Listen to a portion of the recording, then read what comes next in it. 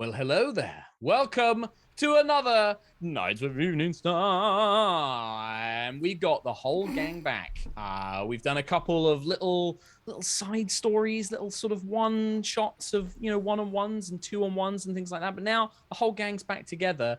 Oh boy, life's been a whole thing in the time it's taken from the last episode you've watched to this one. I think a lot of people have had a lot of things going on. But we're here to play some D&D with my friends. I'm Mark SherlockHulmes, the Dungeon Master, and these guys are the players. We've got Anna Prosser, we've got Mica Burton, we've got Nate Sharp, and we've got ShadyPenguinn, aka Jonathan Indovino.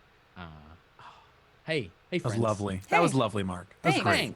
Thanks. Yeah, How's everyone doing? I think that's all we need, actually. Yeah, no, It's been show's good. over. Thanks. Good stuff. Bye, everybody. See you guys Bye. next week. Yeah, thanks for watching. I'll just take all this prep I did today, and I'll just put that all aside for next week. 30 people just subconsciously opened a new tab and started doing something else. That is the way of the internet. But yeah, how's everyone doing? Is everyone good? Doing Yeah. well. Yeah. Look at my anime protagonist scar Again, that's it's in healing process up. of healing It's healing now. really well. It heals up really well. Like, Well- looking good. Let's dispel something, right? We play on Zoom. There's a little button on Zoom that says touch up my appearance.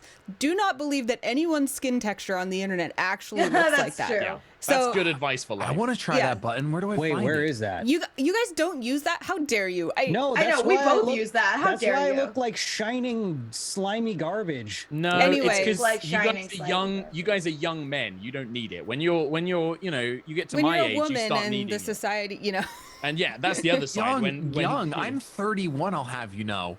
That's young. Okay. You're young. You're My young. back literally hurts.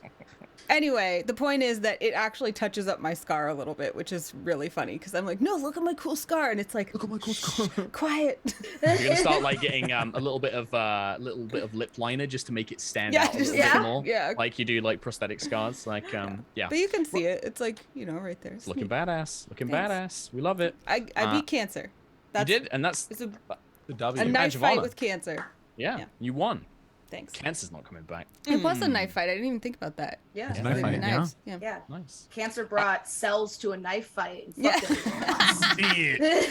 Dude, That's- that's what I'm using. Thank you. That's the You perfect got Call you, word. that a got you. knife? That's not a knife. That's it. All right. Anything else to chat about? Anything anybody wants to say? Anything anybody wants to Blink get off their 182 is coming back. That's all I have to say. chest? Okay. Sorry, that's really important to me. I think you mean personally. show related or anything, Mark? Is that what you're Oh, going for? 'Cause show we don't really related. do that. No, We don't- honestly, No. no, I'm a big fan. Listen, I when do have a MC show related. Oh, please do, because I was about to tell a story about how when MCR came back, all the High Rollers guys would talk about for like 3 weeks was My Chemical Romance. You can And talk it would about be that. like every show would start off, and it would just be like, MCR, blah, blah, blah. It'd just be like, anyway, go Anna. I just want to say a reminder that this is our final season, and this is episode 6, I think, of our final season. Around Something like that. And so we're about halfway through, maybe a little less than halfway through. So just want to put that on everyone's radar to be excited for the big grand finale, because we are planning something special. It's not just going to be with a whimper. It will be with a battle cry. So keep your eyes out for that. Should be landing somewhere around December. So keep them peepers peeled. And maybe, make sure you've got tickets to some cool things in the tabletop world.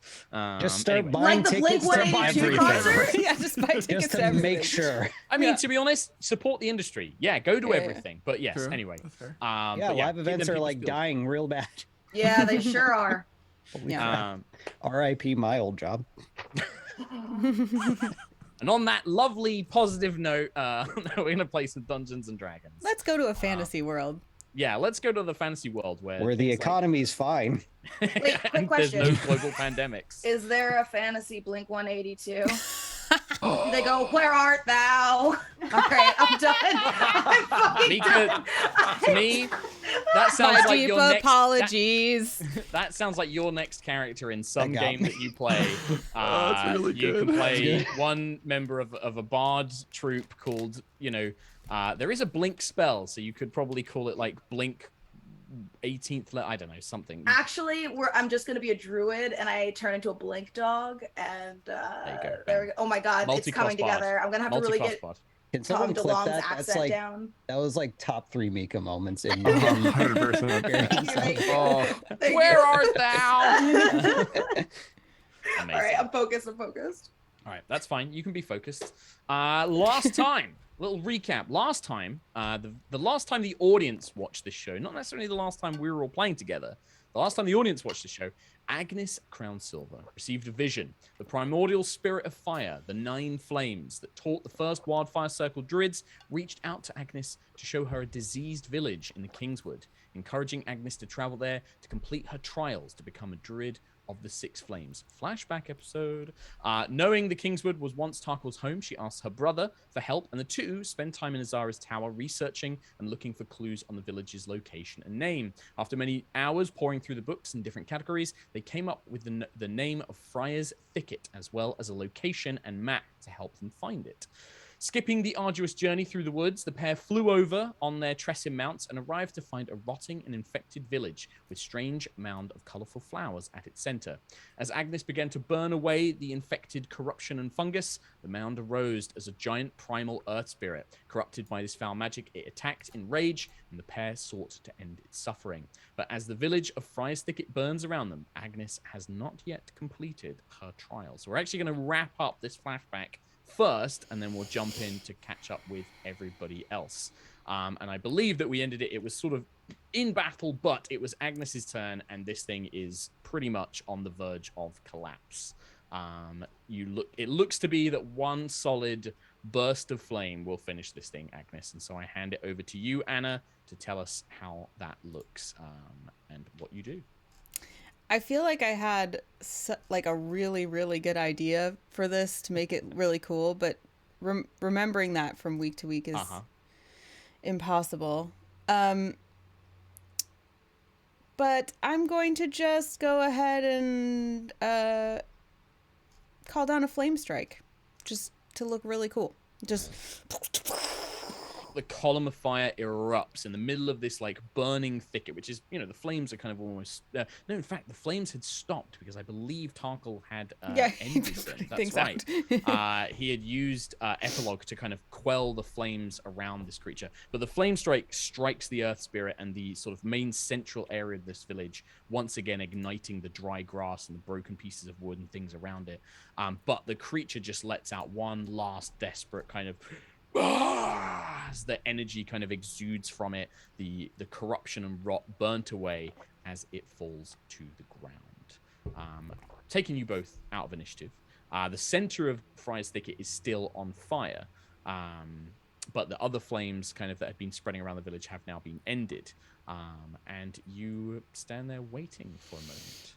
Is the like the sickness growth withering away? Like, is anything happening to it? So when you begin to look around, and Tarkhal, who had kind of moved a bit back, you also see this, where the sort of old rotten village buildings, where the flowers had bloomed, where they had spread to the kind of like these ruined streets of the village.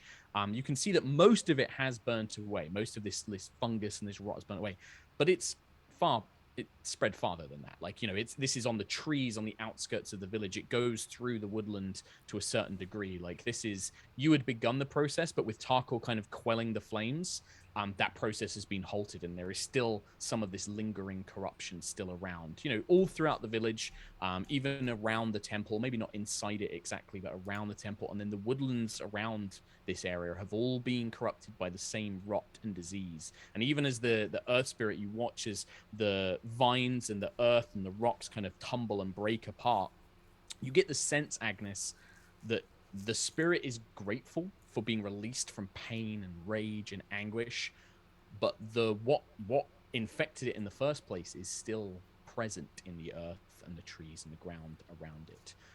You also probably would both have almost a sort of flash of vision. As this spirit ends its life, it almost projects, not necessarily words, unable to communicate, it projects images, memories out from itself. And both of you are kind of, washed over by magic as this primal spirit collapses. And you see that this spirit was once like an ancient protector. And long before the village was even built here, it would patrol this area of the Kingswood and sort of bring peace and harmony to the spirits and the flowers and the animals here. But when, and it slumbered, it took a rest beneath the earth, and then the village was built on top of it, as humans do. To a spirit, 1,000 years is nothing, but humans came and went, and they built this village and began worshipping Chonti. And then you see a figure, a draconic figure, a large, old, ancient figure that is annoyed at this village, annoyed at these humans being in her lands. And subtly, she poisons the earth and the trees with magic that eventually makes its way into the spirit, and then its rage begins to manifest. And you are very confident that that is not Willowsong, but the actual true Shadowbriar, her mother, this ancient green dragon. You don't see it clearly. You get the sense of a spirit, of a presence there, but it is she seems to be the cause of this rot and infestation. But yeah, the fires, yeah, like I said, the corruption and stuff is still around. But yeah, the two of you sort of like are no longer in combat. Tarkhal, you see your sister kind of call down this column of flame. The spirit dies. These memories flash through you. And there is a bit of fire, but for the most part, you are safe for the time being. Man, aren't you glad you dodged that in-law, dude? Yeah. I didn't realize how deep her hold was on this land. Honestly, it kind of adds up. Can I some sort of check, maybe Arcana or whatever. Mm-hmm. If I know that this is a magical poisoning of the land, I want to see if I can figure out how I can eradicate it. My impulse is burn it. Yeah, I don't think you even need to make a check on this. I think that you are fairly confident based on the wording of your trials, based on what the spirit sent you here to do. Even if it is magical, you suspect that if you burn all of the vegetation, if you render every sort of like plant life here to ash, the sickness will be killed off. Like, it seems that she infected the land, the ground, the trees, the plants and things like that, and fire will burn it away, basically. So I think that this deeply saddens Agnis because she is a wood elf. So she hates the idea of killing flora and fauna. And so usually while Agnis would be like, fire everywhere, ha ha ha, burn it all, she actually does create bonfire gently kind of in front of her, and then slowly kind of ceremoniously moves that bonfire, and it kind of like ripples and flows almost like water over all the plant life one by one. And she kind of like will place her hand on a tree and say some words, and then place her hand on some, on the ground and say some words, and kind of like ceremoniously cleanse it slowly.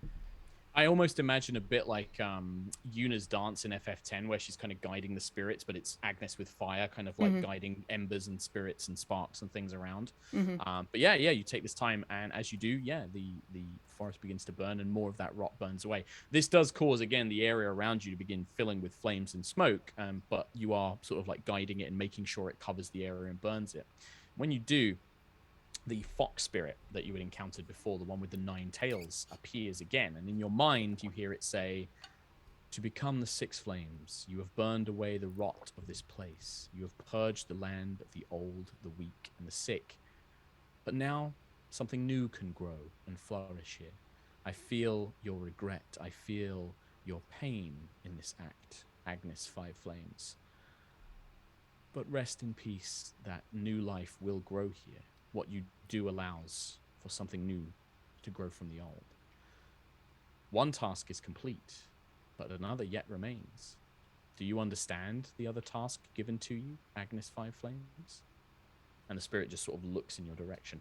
To Tarkhal, by the way, this is just, you see the little fox. It just looks like a normal fox. It seems to be the only animal that's come anywhere near this. Completely unfazed or unfrightened by the fires burning around it. And it's just looking at Agnis, and Agnis is looking at it.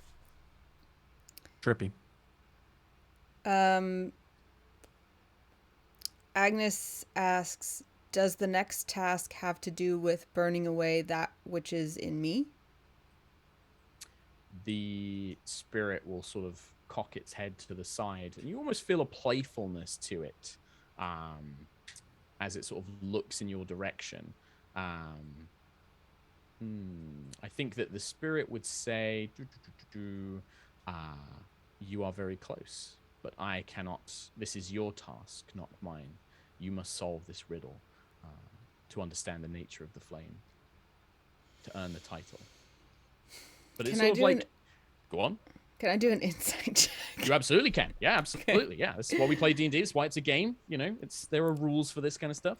Nate and Mica, I want you to know how many 20s I rolled when you guys were gone. Oh my Yes. goodness, it was crazy. I think I'm it's so your guys' sad. fault that That's I fair. roll so horribly. Yeah. No, So, it's They maybe steal probably just them. Nate. so not me. just don't look I for a can go. second while I roll. Okay, hold on, I'm looking away. Okay, And great. I will get to you guys. I did just want to finish this up with Agnes before. I know that I didn't want to call you in for it because will move on to other stuff. But 15. 15, yeah, that's plenty. You first of all, you understand that you actually think that this spirit, even though you can't read its facial expressions from the way it's speaking to you, it's saying that it wants you to solve it on your own, but you get the feeling that this spirit has taken a very personal interest in you and does want you to succeed. So you might be able to coax more things out of it if you sort of ask. But also, you have a feeling that this second, well, I mean, first of all, I'll recall what the second task is, just for your benefit and everyone else's, right? Fire is the rampaging inferno, but also the quiet ember that faces the bitter wind. It is the light flickering in ragged bursts. When you have become the ember and face that moment, you will understand. And you're pretty sure that you're on the right track, that the ember, the flame, is something to do with you. Like, you've cleansed the corruption, you've cleansed the earth itself, like a very obvious and direct trial or task. This one is, it conjures to mind some of the teachings of fire and that idea of rebirth. And you have a feeling that it is something to do with that. If you'd like to press, I can give you more if you'd like. But... More, just am I understanding that this task is like having to do with this place, that I can finish it here, or it's like No, going you forward think- in my life? You think you've done this task here, but but there is something specific you have to do to earn the title of Six Flames. This isn't going to, like, to complete this. This is not necessarily something you have to do here. Although the spirit probably would have expected you to be able to accomplish it here, because it did send you here, but it doesn't necessarily have to be here. It's more to do with you. The spirit will sort of cock its head.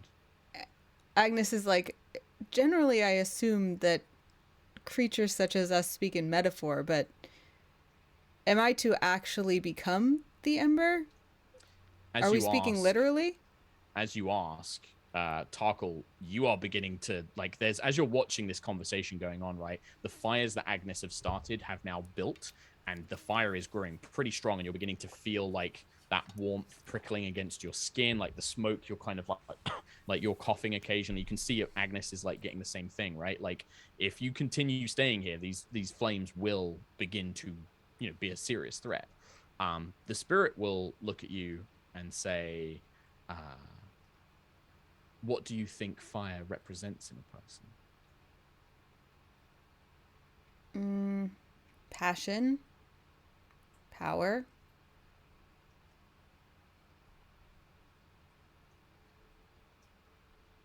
It represents something else, something greater than all of those things, but also all of them together.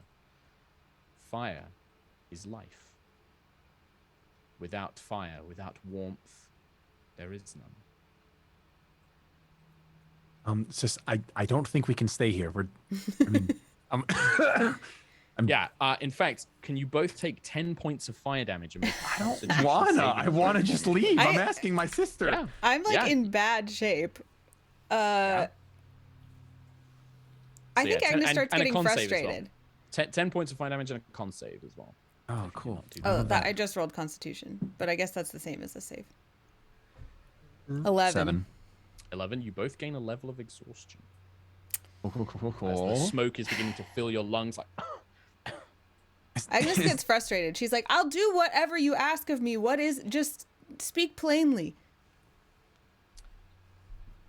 it sort of looks at you, and you can see the fox kind of like scratches its ear, almost taking its time, like, and you're beginning to feel like the flames, like, now it's like your clothing, some of your clothing is maybe beginning to like burn, and like Tarkhal's kind of like putting out like his cloak or something like that, like coughing again. Can I cast Absorb Elements on Tarkhal real quick? I don't believe you can cast Absorb Elements on somebody else. I think it's a reaction when you it's take self. damage. But Dang if it. you have protection from energy, I think it's called, or protection from something.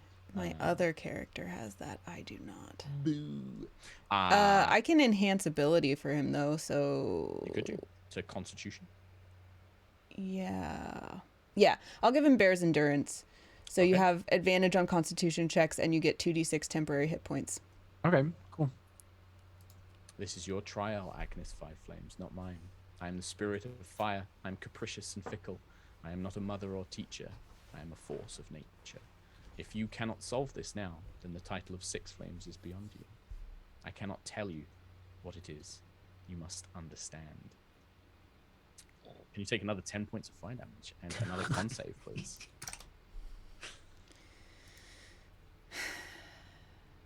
Oh boy. I just want to wrap this up, and then I get to the others. I'm sorry, guys. I'm sorry. No, this is. I mean, I guess. No, this is interesting. I Don't might worry about it. literally die trying to figure out this riddle. You might. I mean, roll a Tarkhal, 5. if you have to tell your sister, I don't if you got hear. this- I don't hear the fox. That's right? true. Shady That's true. You don't hears hear the it. fox. But you What hear is- what Agnes is saying. Agnes Okay, is probably so speaking. Agnes So isn't what I'm speaking out gonna loud? do, what I'm Go gonna on. do then, I failed my con save. Does anything happen? It's another level of exhaustion. Okay, And if you I'm get going to- 6, I think, or I think it's 7. You die. I rolled a 15 for my con save. Okay, 15. You don't gain one. Okay. Where is this spell? I have a spell that's like plant life that just like creates plant life. Mm-hmm. Yeah. Um, Plant growth, I think. I can't find it. But for the Yeah. For me, I mean, it's fine. We can say that you have it. It's for now. plant growth. Flashback, there it What is. are you trying? What are you Plant trying growth. to do? What are you trying to do, my friend? Hold I'll on. help I you just out. want to see the spell. I just want to see the spell. I want to see the spell.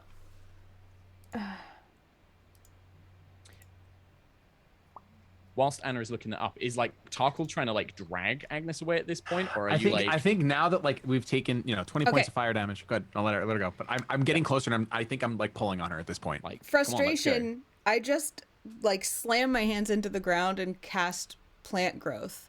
So I want just from where my hands are, vines and plants, everything springs up and it kind of like chokes the fire out with life. And I'll say something to the effect of I may not be worthy of the Six Flames, but I will not let this forest die while I wait to figure it out. The plant life does fill the area, and it does the area around you, and Tarkhal definitely does get kind of engulfed. Maybe some further parts of it are still crumbling away, but you do extinguish the fire basically, so you and Tarkhal are no longer in danger. And the spirit will just sort of nod and just sort of say, then I will continue to watch. Agnes, what is this fox saying to you? That I must become the ember, and that fire is life, and that fire is passion and also rebirth. Rebirth? Agnes is gonna just like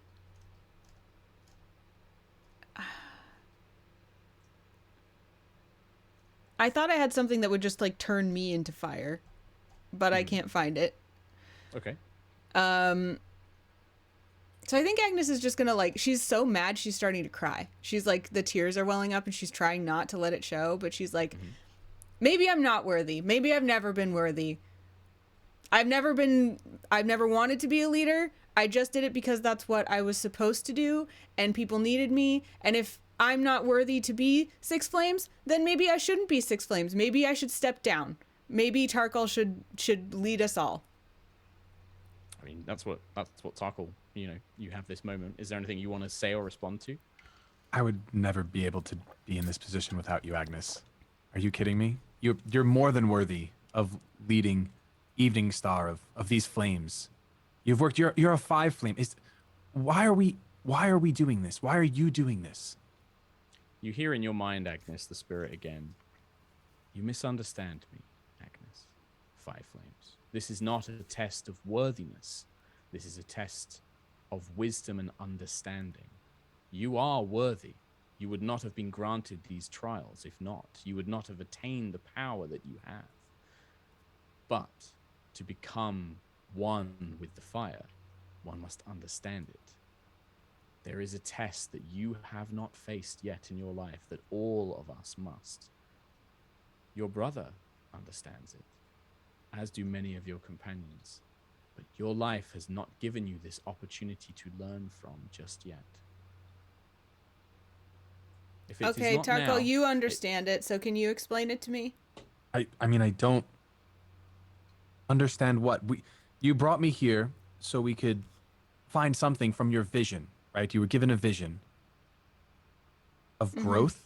Okay. And you said rebirth. I was supposed to cleanse the village. I was supposed to give a chance for new life to grow. And the fox says this is a test of wisdom, not a test of worthiness. So, Fox, I ask you, if you want to become more wise, how do you become more wise? What if I'm not wise enough? You are. I would say this. What happens to an ember in the wind? It stokes the flame. Does it? Yeah, literally more air to a fire makes the fire bigger. What of a strong wind? A wind that can perhaps extinguish a flame. Well, then I guess it would extinguish it. Both answers are correct. Yes, You does have- this... Go ahead. No, sorry. No, it's just say you have lived, but you have never faced a challenge that has risked your life. Fire grows, it swells, it burns, it consumes, it glows bright. But there is one thing that you have not yet faced.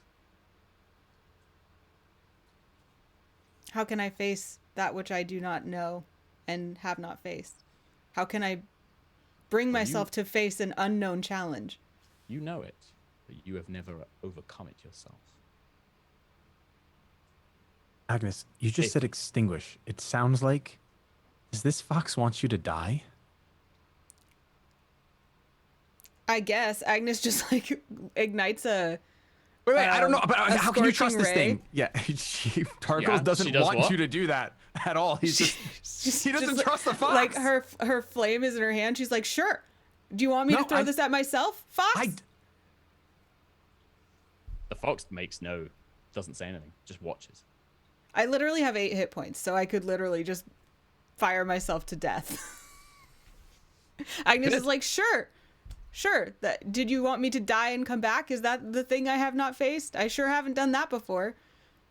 Actually, I have. I have come back from 0 hit points, so I don't. Again, you could always walk away for now. I mean, Agnes is stubborn and is not going to walk away. She's just going to be pissed and stomp and throw a tantrum until the fox tells her what it is she's supposed to do, because never in her life has she ever not had rules to follow. Even though she says that she doesn't follow the rules, she's never had a situation where she doesn't know the rules ever. Oh, Agnes, you know what's so great about this moment is, do you remember when we were back in Eveningstar and I got us a greater healing potion that will bring you back even if you drop down to 0 hit points? One of your flashback rewards. You can have a potion, yeah. Yeah, that's what I'm saying. I know you can bring me back. That's why death doesn't matter. Death has never mattered. Sure. So maybe this isn't... I mean, it's worth a shot then. I don't... Sure. I can't... She goes and like throws fire at herself. Sure. Yeah. I mean, do you want to just basically do enough damage to yourself to put yourself at 0? Yeah. Sure. You watch as Agnes engulfs herself in flame. Look, I'm becoming the ember, and then she and she drops to the ground. You were on 0 hit points. A few seconds pass. What do you do, Tarkhal? I'm watching to see if the fox moves. Tarkhal's just like panicked, but he has the potion in his hand, and he's like, okay. The He's just fox waiting. doesn't. The fox is now watching you. 6 seconds pass. Agnes, can you make a death saving throw, please? Oh, there's no button to just roll a death save. Oh, I guess it's just. Don't you dare roll a 20 just right now. D20. Yeah.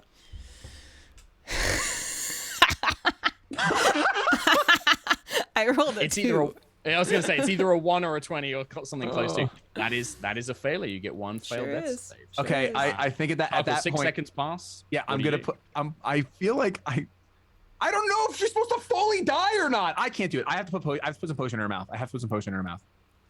Okay. As you begin moving towards it, the fox is beginning to trot towards you. Can you make a charisma saving throw for me, please? Okay. Rolled a 5 plus 4, 9. 9. Something holds you in place. Like you feel yourself just like lock up and like look down. Great. That's a really good scene for me. Okay. Yeah. And you're like, and you watch. Agnes, can you make another death saving throw for me, please? If my character dies right here because she couldn't solve a riddle. Well, also, actually, that's a good point.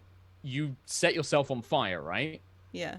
So at the start of your turn, you take 1d6 points of fire damage, which is an auto 1 failure, and now this would be your last one. So can you make your final death saving throw for me, please? I roll another 2. Another 2. You watch Tarkhal as the flames burn, and you unable to move, and you feel yourself released, but you watch as the flames engulf Agnes, and like something you can tell immediately, like something in the air changes. But Agnes, your soul doesn't move. You feel heat. You can feel that your body has been overwhelmed by pain, by suffering, and you have died. You can tell that your soul is trying to leave your body, trying to go beyond, and you begin to, I don't know what Agnes's thought process is here, but you realize you have fully died. Like, this isn't just a be knocked down and be healed back. Like, you have died. I think if Agnes died in flames and was in the middle of a forest and her soul was in her body, her soul would probably, being released from the mortal coil, just want to join the forest. Like, I think she would be straining against her body, forgetting that there is a life other than just to be one with nature. You feel yourself kind of trying to break those bounds, and you begin to feel something give way, as if your soul wants to leave. And then you look up, and there is no little fox there anymore. Instead, what you see is a woman wearing a wooden mask, almost like a kitsune mask. And she's dressed in sort of like druidic robes. She has giant antlers, but red flaming hair spilling down her body.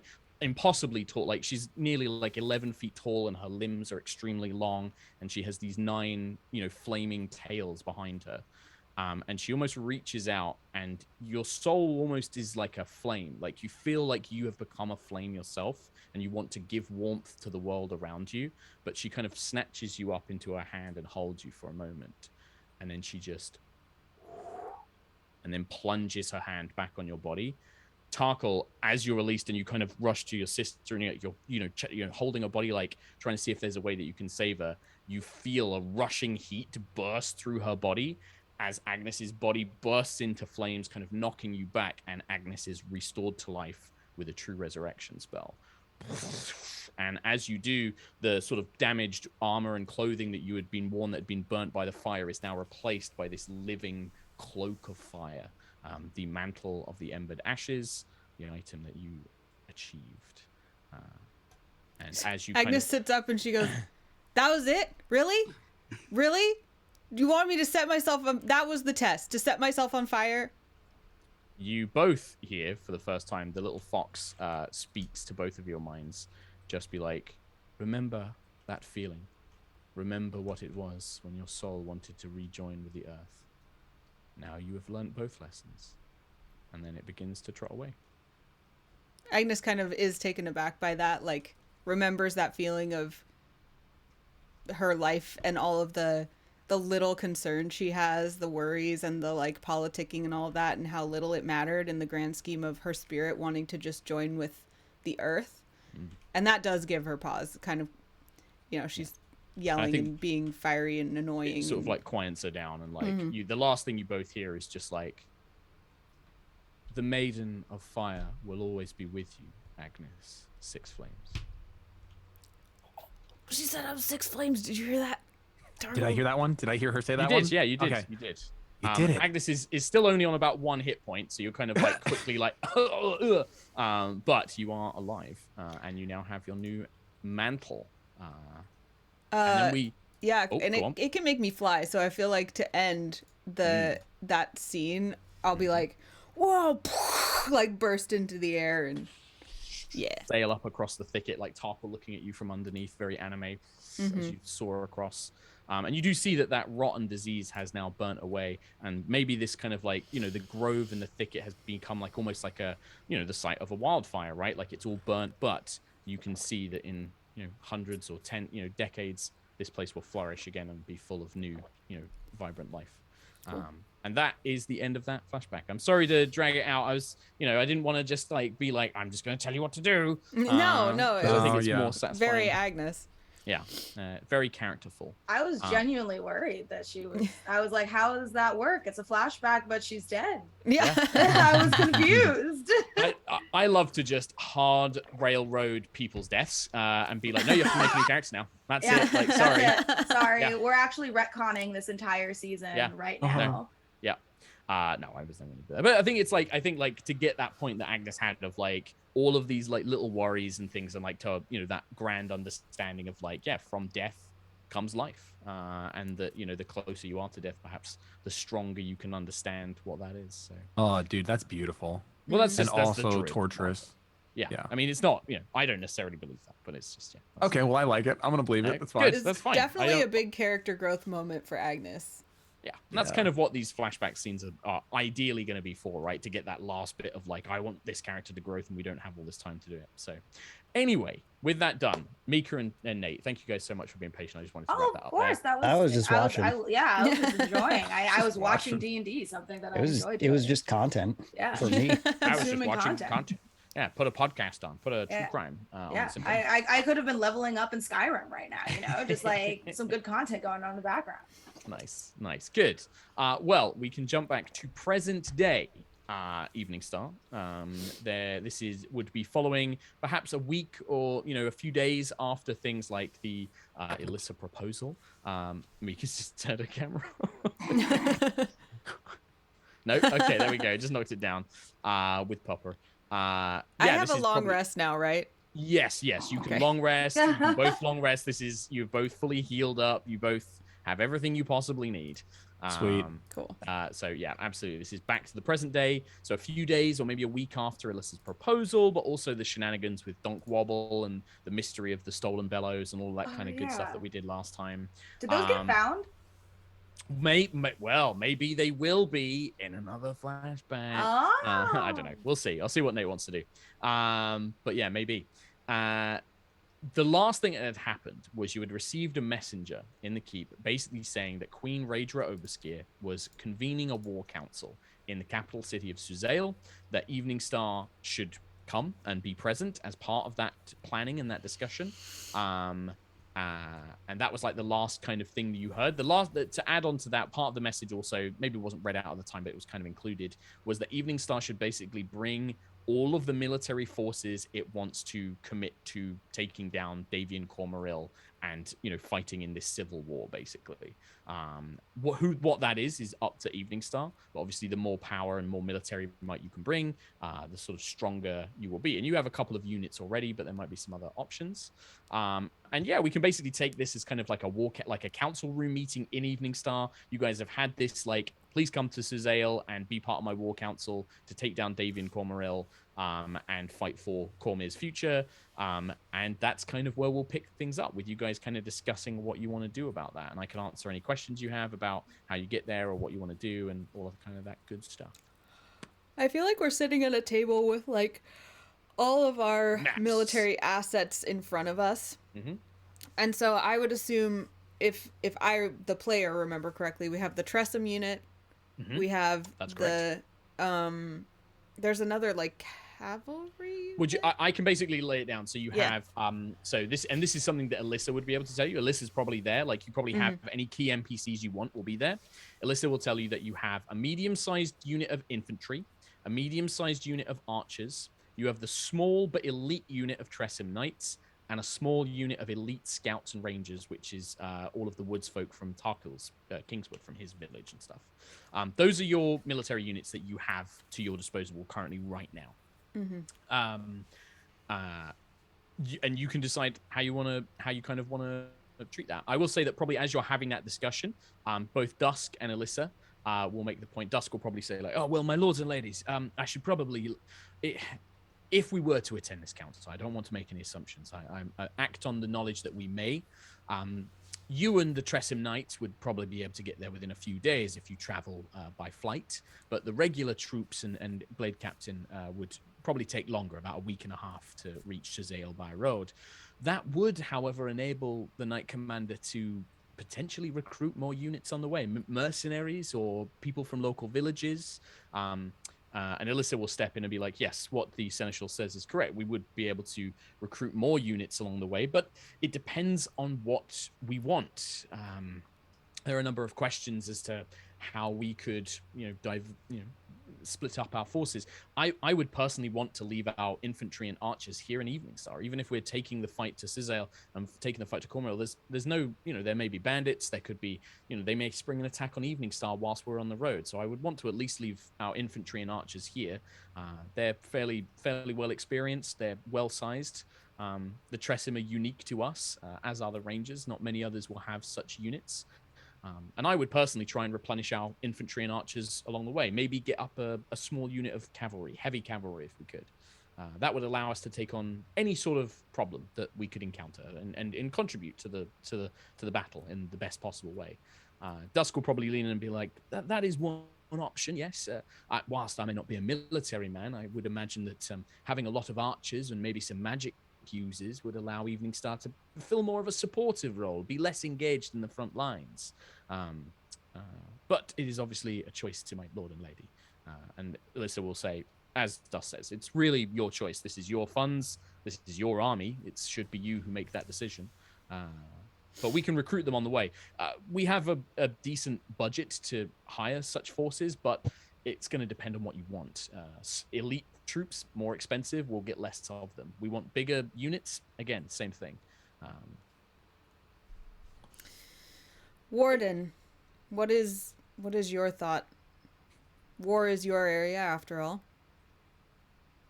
Well, if it be war, then we'll need all we need for war. So therefore, war. That was beautiful. That was a poem, almost. A what now? Nothing. Azara, how would you add to our warden's wise plan? Quick question, Mark. Yes. Is there, since this is like endgame, Mhm. Are there any favors that Azara has amassed in her travels as a magic user that she could possibly pull in budding or possibly already sprouted magic users that would aid her in her fight? Is that, would you like those for free, or is this as one of the options? Could we have? I would like it for a discount.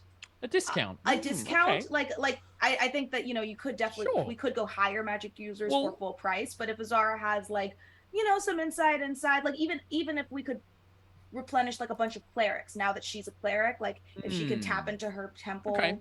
Or right. something, here's, or like here's what we're gonna do. Here's what we're gonna do. Right, you're just gonna make me a charisma skill of your choice, whether it's deception, persuasion, intimidate. You can choose which one, and we'll use this as over the months of you politicking and making allies and things like that. This one role will basically be what's the general vibe of what that influence is, and that will depend on are they free? Is it a discount? How powerful are they? That kind of stuff. Also, after this roll, I have a question. Absolutely. 21. You definitely have enough political sway that maybe not for free, but you could get a good-sized unit of magic users at a heavy discount, probably enough that you could still support a lot of other good choices as well. Whether you want those magic users to be more support focused, like clerics and healers, or you want them to be more like artillery with fireballs and lightning bolts and stuff like that, that's up to you.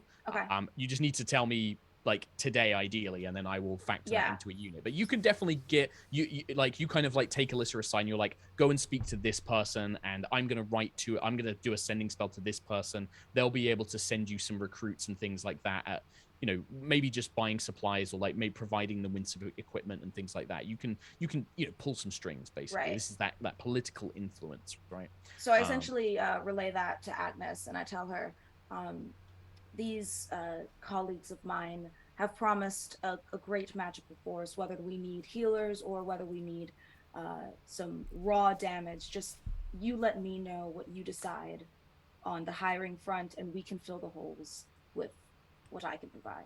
To fill in the lore of this, what I actually think, because all the war mages are going to be part of the official like Cormyrean army, right? So it's not probably going to be war mages. But I imagine I like the idea that maybe this is like you working with Melodonus, and he's introduced you to like mercenary mages, like along the Sword Coast and in different areas. And these are all like maybe small groups or individual mages that you're going to kind of lure in and be like, hey, come and work for me, and I'll get you money, or I'll get you resources or magic items and things like that, and favor for a favor kind of deals. And they're like, yeah, okay, we can do that kind of thing. And it's going to be like a mercenary unit of mages or healers, whichever way you want it to be. Awesome. So it's when we decide all the choice. other units, we can either decide damage or healers. Sure. Sounds great. All right, Nate, you had a question. So Clyve would, true to character, be all in for this because money is meaningless to him. Which, yeah, that makes sense. And so that would be his, that would be what he puts forward. In addition to that, it feels a little too meta, but at the same time, knowing that this is the last season, we're going into an end game thing, and we looked it up online, and there's no post-credit scene, there's no like post game. So why not just put everything into this?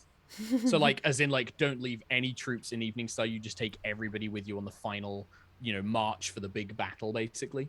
Yeah, and whatever resources and money, because he's just like, yeah, money. Just if it needs money, then do that so we can get more troops. Because and the assumption here is like illicit, like just because I don't want to get into the minutiae of like how much money the town has and stuff like that. This is making that assumption that basically any available funds will go now into recruiting this kind of last group of like mercenaries basically to aid you in this final battle, right?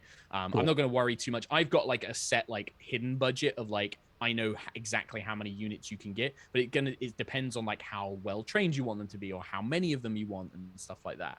And then I'll have Alyssa and Dusk basically do the finagling. So you really just need to say like, you know what? I want to have a unit of like heavily armored cavalry with massive hammers. I'd be like, yeah, cool. Like if you just give me like descriptions of like that's what you want, or like Alyssa or like Azara was like, I want a bunch of magical artillery. I'd be like, yep, cool, I can do that. So you just kind of tell me like, yeah, what kind of units you think would be cool to have. Like, we're fighting Damien, but we also are pretty sure we're going to be fighting not Willowsong. Shadowbriar. So I think Azara is going to point out if there are any fighters, knights, mages that specialize in dragon slaying, we might want to put our funds towards those sort of specialties. Because if it won't be effective against a dragon, what's the point? It's very true. Alyssa will say, we could definitely find monster hunters. The Purple Dragon Knights who serve for Raedra's army, they're trained in fighting and killing dragons. But if we wanted our own troops, I would say we could look at maybe independent adventurers and monster hunters. They may not necessarily be trained in dragons specifically, but they'll know how to hurt monsters that can't be hurt by non-magical weapons, or know how to fight creatures that have resistances to certain elements and things like that. They won't be as effective against normal troops. Those kind of adventurers and monster hunters, they're great against beasts and monsters, but they're pretty terrible against compacted infantry and things like that. But it could be we could get a unit of them just in case we have to fight some of these dragons. Like if I don't know this Shadowbriar, I don't know if what she has available to her, this dragon. If you do think that we're going to be fighting her, it does sound like a good idea to have them. But just keep in mind that if we get those units, they won't be very good against Cormyreal's men, the mercenaries and soldiers that he's acquired. Yes, the monster hunters. They bring their insect glaives and their hunting horns and their you've clearly worked with them before. Yes. Yeah. Of course. They'll bring their great those swords. Strange cats that talk, that speak, kind of like Tressum, except they're on their hind legs always. Yes, no wings. Tabaxi, that's what they call them. Yes. Oh yes, the Tabaxi. Tabaxi but they're much smaller. They're tabaxi chefs. Oh god, I just want to see a bunch of monster hunters in the D&D world just for fuck off. That's like a huge whole swords. campaign you could do. You could totally do that as a Oh, Mark, why would you do this to me? campaign. Anyway, Don't. I'm working on it for some high roller stuff at the moment. Anyway, moving on. Eveningstar. Yeah, don't worry, it's in there. But yeah. So what about Tarkhal and Agnis? Any thoughts on this? Agnis is just like, I will not leave Eveningstar unprotected. This is our priority. Eveningstar must be safe. Whatever's left, then we can bring it to the cause, but Eveningstar must be protected. And so she's kind of nodding with Alyssa, who was saying we should leave the infantry and the archers. Yeah, Mm-hmm. the two. They're your two biggest units, but they're pretty all rounders, right? Like infantry and archers can deal with most things. Your Tressym knights and your rangers and scouts are a lot more specialized. And I would say also that not the Tressym knights, the Tressym scouts, my specialized unit, could yeah, also you have those guys as well. Yes. Yeah. The small. These are the small Tressym. Yeah, The big Tressym. King One Eye leads. Mm-hmm. I'll mention that they could stay as well to like patrol to make sure that no one gets by. Yes, that's what they're perfect for. Keeping them to basically give us advance warning. Their senses are a lot stronger than ours, and they can quickly travel distances to let us know when people are coming. That's incredibly useful, especially in the night. Having the Tressym to patrol is very useful. And as you mentioned, we can travel quickly, so us and the Tressym Knights can stay for a week and then join the rest of the military as they arrive in a week and a half, so that we can protect Eveningstar for a few days longer. You could absolutely. I mean, I think a few days like that, my ladyship, honestly, you should go to Suzail as soon as possible. Like, the sooner you're there, you'll be able to, and I'm sure that Magister Azara will be able to tell you this, Suzail is a political hotbed, and it's better that you go and meet the people sooner rather than later, so that you can get an idea of their character and things like that. You don't need to worry about the troops. If we leave the infantry and the archers here, I'm confident, and the Tressym, I'm confident that they'll be able to handle anything. I don't think we'll need you. If anything, Davian, if he knows that you're going to Suzail, it may be that he leaves Eveningstar alone, because I think he's your what he wants rather than the town itself. But that's just my opinion. I can't say if that will be the case, but that's my view on it. Is Willowsong here? She can be, if you'd like her to be. I mean, she's our spy mistress, so... Yeah, so, like, actually, it's like, is Willowsong here? And then you notice that she's been lurking in the shadows the whole time. She emerges. And she just, she, like, she stays back, and she's very good at, like, you forget that she's there because she's so quiet and, like, lets everyone else do a lot of the talking. But if you, like, call for her, she'll be like, I'm here, Lady Crownsilver. Knowing that we leave these few units behind, yes, what do you think we should bring, knowing Shadowbriar? Well, thank you for asking me. I think that you should leave your infantry and these archers here. Davian does have a lot of forces. He's been spending... This has been a plot for years. He has mercenaries from all over Faerun. He has many loyal, lower-classed citizens of Cormyr that have joined him. He will have a large number of troops. Maybe not as well-trained as Raedra's. Raedra has the War Mages and the Purple Dragon Knights, and many of her noble allies have large armies themselves. You've already met the Duchess of Arabelle and I believe the Duke of Marsember, and she'll look at Azara when she says that. I believe that you have something of a history with Gawain Huntscrown, Magister. If you are dealing with Shadowbriar, which we know ultimately this will be a ploy, this battle, she will wait for this battle to be decided. Then she will probably attack. If I was to make a guess of what her actions would be, she'll send some forces to support Davian, but she will keep most of it back for herself, and then likely strike when Raedra's forces are weakened. That's what I would do, anyway. I would suggest that Azara's suggestion of Dragon Slayers, certainly. Perhaps not to pour all of your resources into such things, but a good unit of folks who can fight monsters would be very useful. You already have a good amount of rangers and scouts, but I would suggest focusing on troops that can be highly mobile, being able to change and move into different locations and places as you need to. There will be ranks and files of armored soldiers from the other nobility. There'll be plenty of them around. What we need is flexibility. What we need is cunning and intelligence. And she'll kind of look at Tarkhal like, I believe that the folks from your village represent a good opportunity for that, we should recruit more of them if we can. Scouts, rangers, light cavalry. Assassins are tailored to a different skill of work. If we were sending them into Weymouth to try and track down Davin, and believe me, I've tried, you need small operatives, single individuals. But in a battle, in a war, we need light cavalry, large units of scouts and rangers, runners, people that can keep communication lines open. Mages, as Magister Azara says. I believe Magister Azara said many good ideas. The Dragon Riot killers and mages to provide artillery, healers perhaps, but I would focus more on, there will always be casualties in war. A few clerics won't really change that. I would rather us kill them before they kill us.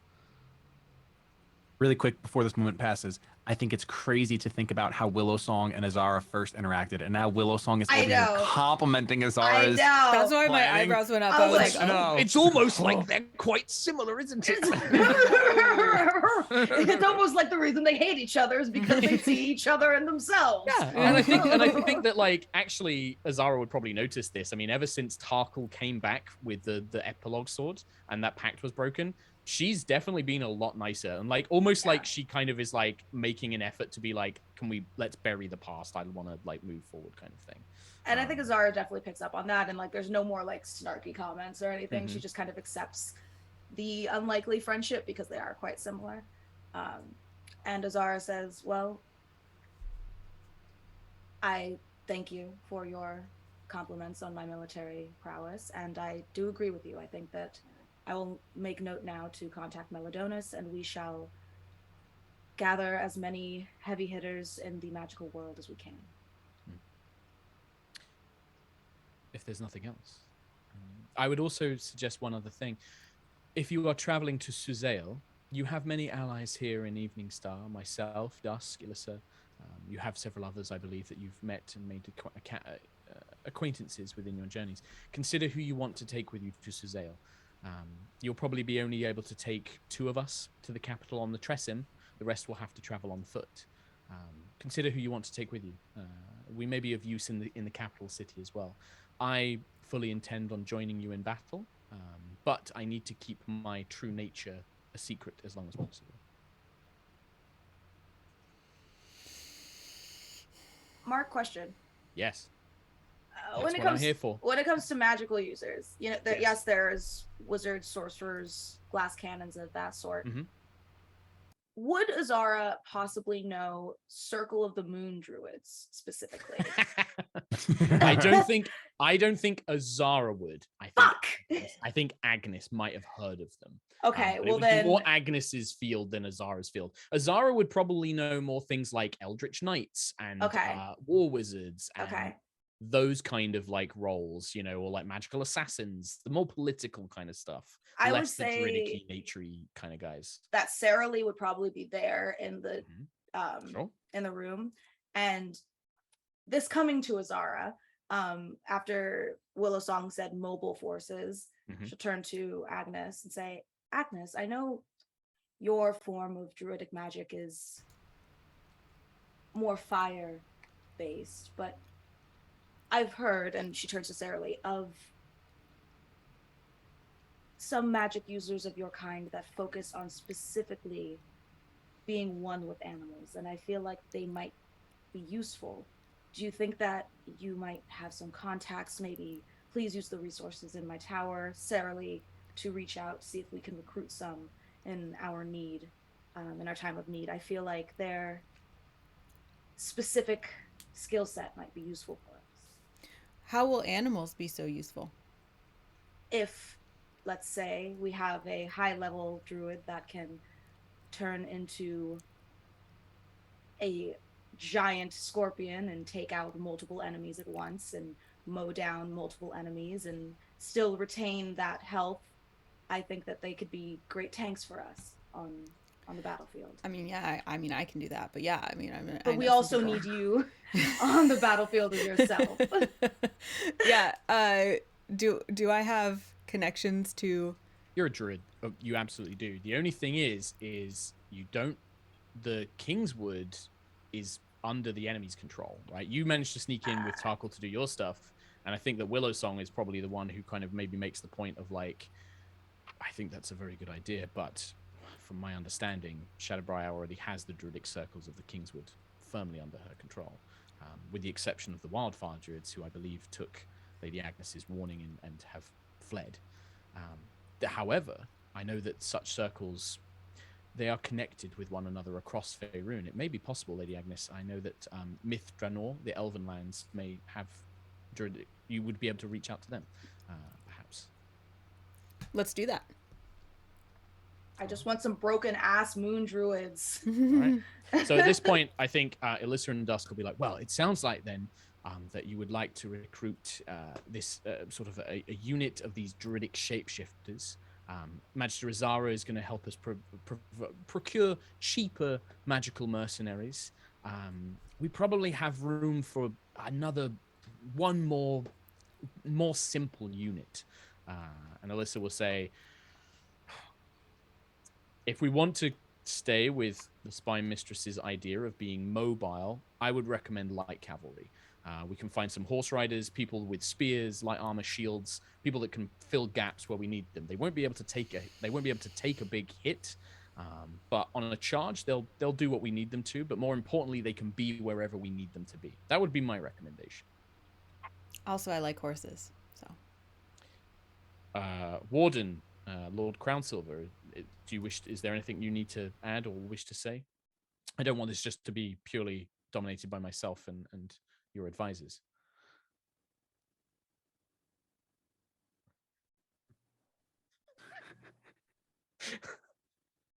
They just look at each other. Yeah.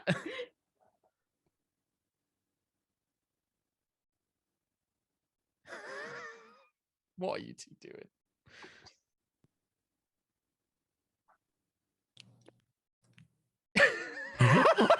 Sorry, I think everything Tarkhal! sounds... Yes, Clyve. Go ahead. Thank you, Clyve. No, this sounds right. It just feels this is the first time I'm sitting at this table planning a large-scale war where I know we're just buying bodies. But yes, I know it must be done. Not an easy thing, but to protect Eveningstar's future, regardless of what happens to the rest of Cormier, we want to make the best choices we can. All right. Warden, Clyve, do you agree with my assessment for light cavalry? Is there anything you would like us to look for specifically? Well, you had mentioned hammers, and then I've just been thinking about hammers. So, yeah. Hammers! Alyssa will say, all right. We'll Big see if we can ones. find... All right. And what we're fighting dragons, right? Potentially, we think so. Dragon hammers. Hammers that look like dragons. Oh, I mean... All right. Put all... Allocate... Maybe just one dragon hammer for Clyve. Into aesthetics. Just right? one Every hammer. We'll see what we can do, Warden. At least 72 hammers that look like dragons. You know what? Alyssa looks at you and says, like, very well. That sounds a wise decision, Warden. Looks to the rest of the party, just... Like, Azara probably is the only... I think Azara is the only one. You know that for, like, a unit of 300, 72 dragon-shaped hammers probably isn't going to be a big deal. And so Alyssa's just like, yep, let's just say yes to this, because it's the easiest thing to say yes to. Absolutely. Yeah. You assume that he'll forget, which is fair. Yeah, exactly. And even if he doesn't, and they actually get 72 dragon-shaped hammers, that's like what? Couple gold. Like, oh, cool. Worth it. Yeah, exactly. Yeah. That was a great idea. Right. In before, like, the dragon-shaped hammers actually are the deciding factor in the war somehow. Maybe. It could be. All right. So with that, then, what I'm going to do is I'm going to make a note. I've got your unit ideas. Those will be added to your forces for the end game. Nice. Apart from that, there's one more decision I need you guys to make. And I know D&D players hate making decisions. This one's important, though. Who do you want to take with you directly to Suzail? The rest of your NPCs, you can have anybody come with you in this battle. You want to have Aaron come be the banner bearer? Aaron comes with you. You want to have Donk Wobble be your, like, armorer in the baggage train, like, working on all your things? You can they can come. But I think we need Dusk. He always arranges things. He's our He's our your seneschal? administrator. I Yeah. was gonna say Dusk and Willow Song.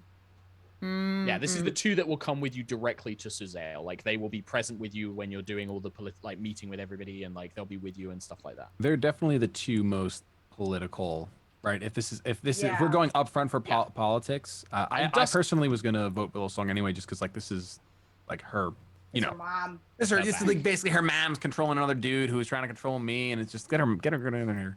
Yeah. It's also the benefit of like Dusk, not a fighter. Like if anything does happen, like on the road or like if you get attacked in the city, Dusk is not really going to be able to fight. The nice thing with Willow Song is she is a dragon. Right. It's a pretty good fight. Like she's not maybe, and like I think that Tarkhal, you would have learnt this kind of over time.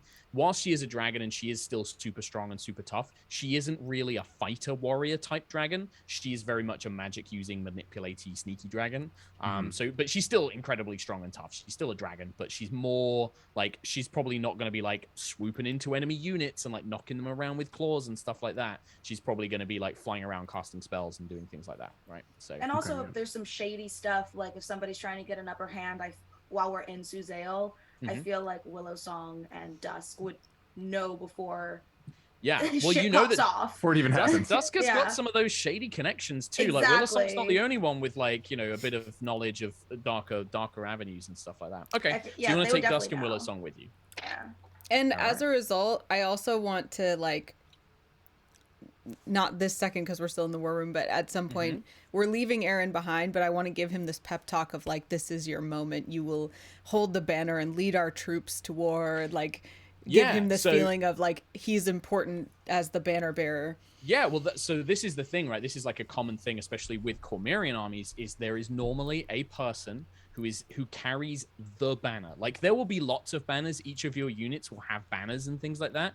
But there will be, and it's you have this in the Eveningstar Keep, right? It was made for you by the Queen before you even came here. You have this ornate banner, which is like your war banner, basically, and it is normally somebody, a person of respect in the settlement. Is like normally it's given to a knight or a champion, but they carry that banner and their job is to protect it and to basically be the morale center, like the support, the people that everyone rallies behind. Do you want that to be Aaron? Yeah. Yes. Right. Absolutely. Because he is I the most respected. I feel like he'll be bummed out that he's not going with like the initial group. So that's why I want it to be like, we Give it a pep need talk. you. No, to and do you know be what? that. Yeah, I don't think he is bummed out about not going, because being given this incredible responsibility, and he's been training as a fighter. He's been training with Clyve. He's been training with like the soldiers. Like he's gotten a bit bigger in the arms. He's kind of bulked out a little bit. Like he wears his armor properly stuff now. He has grown up. It's been like a year and a bit since you met him. He's probably like he was like 17 or 18 now, I think. So he's kind of like a young soldier.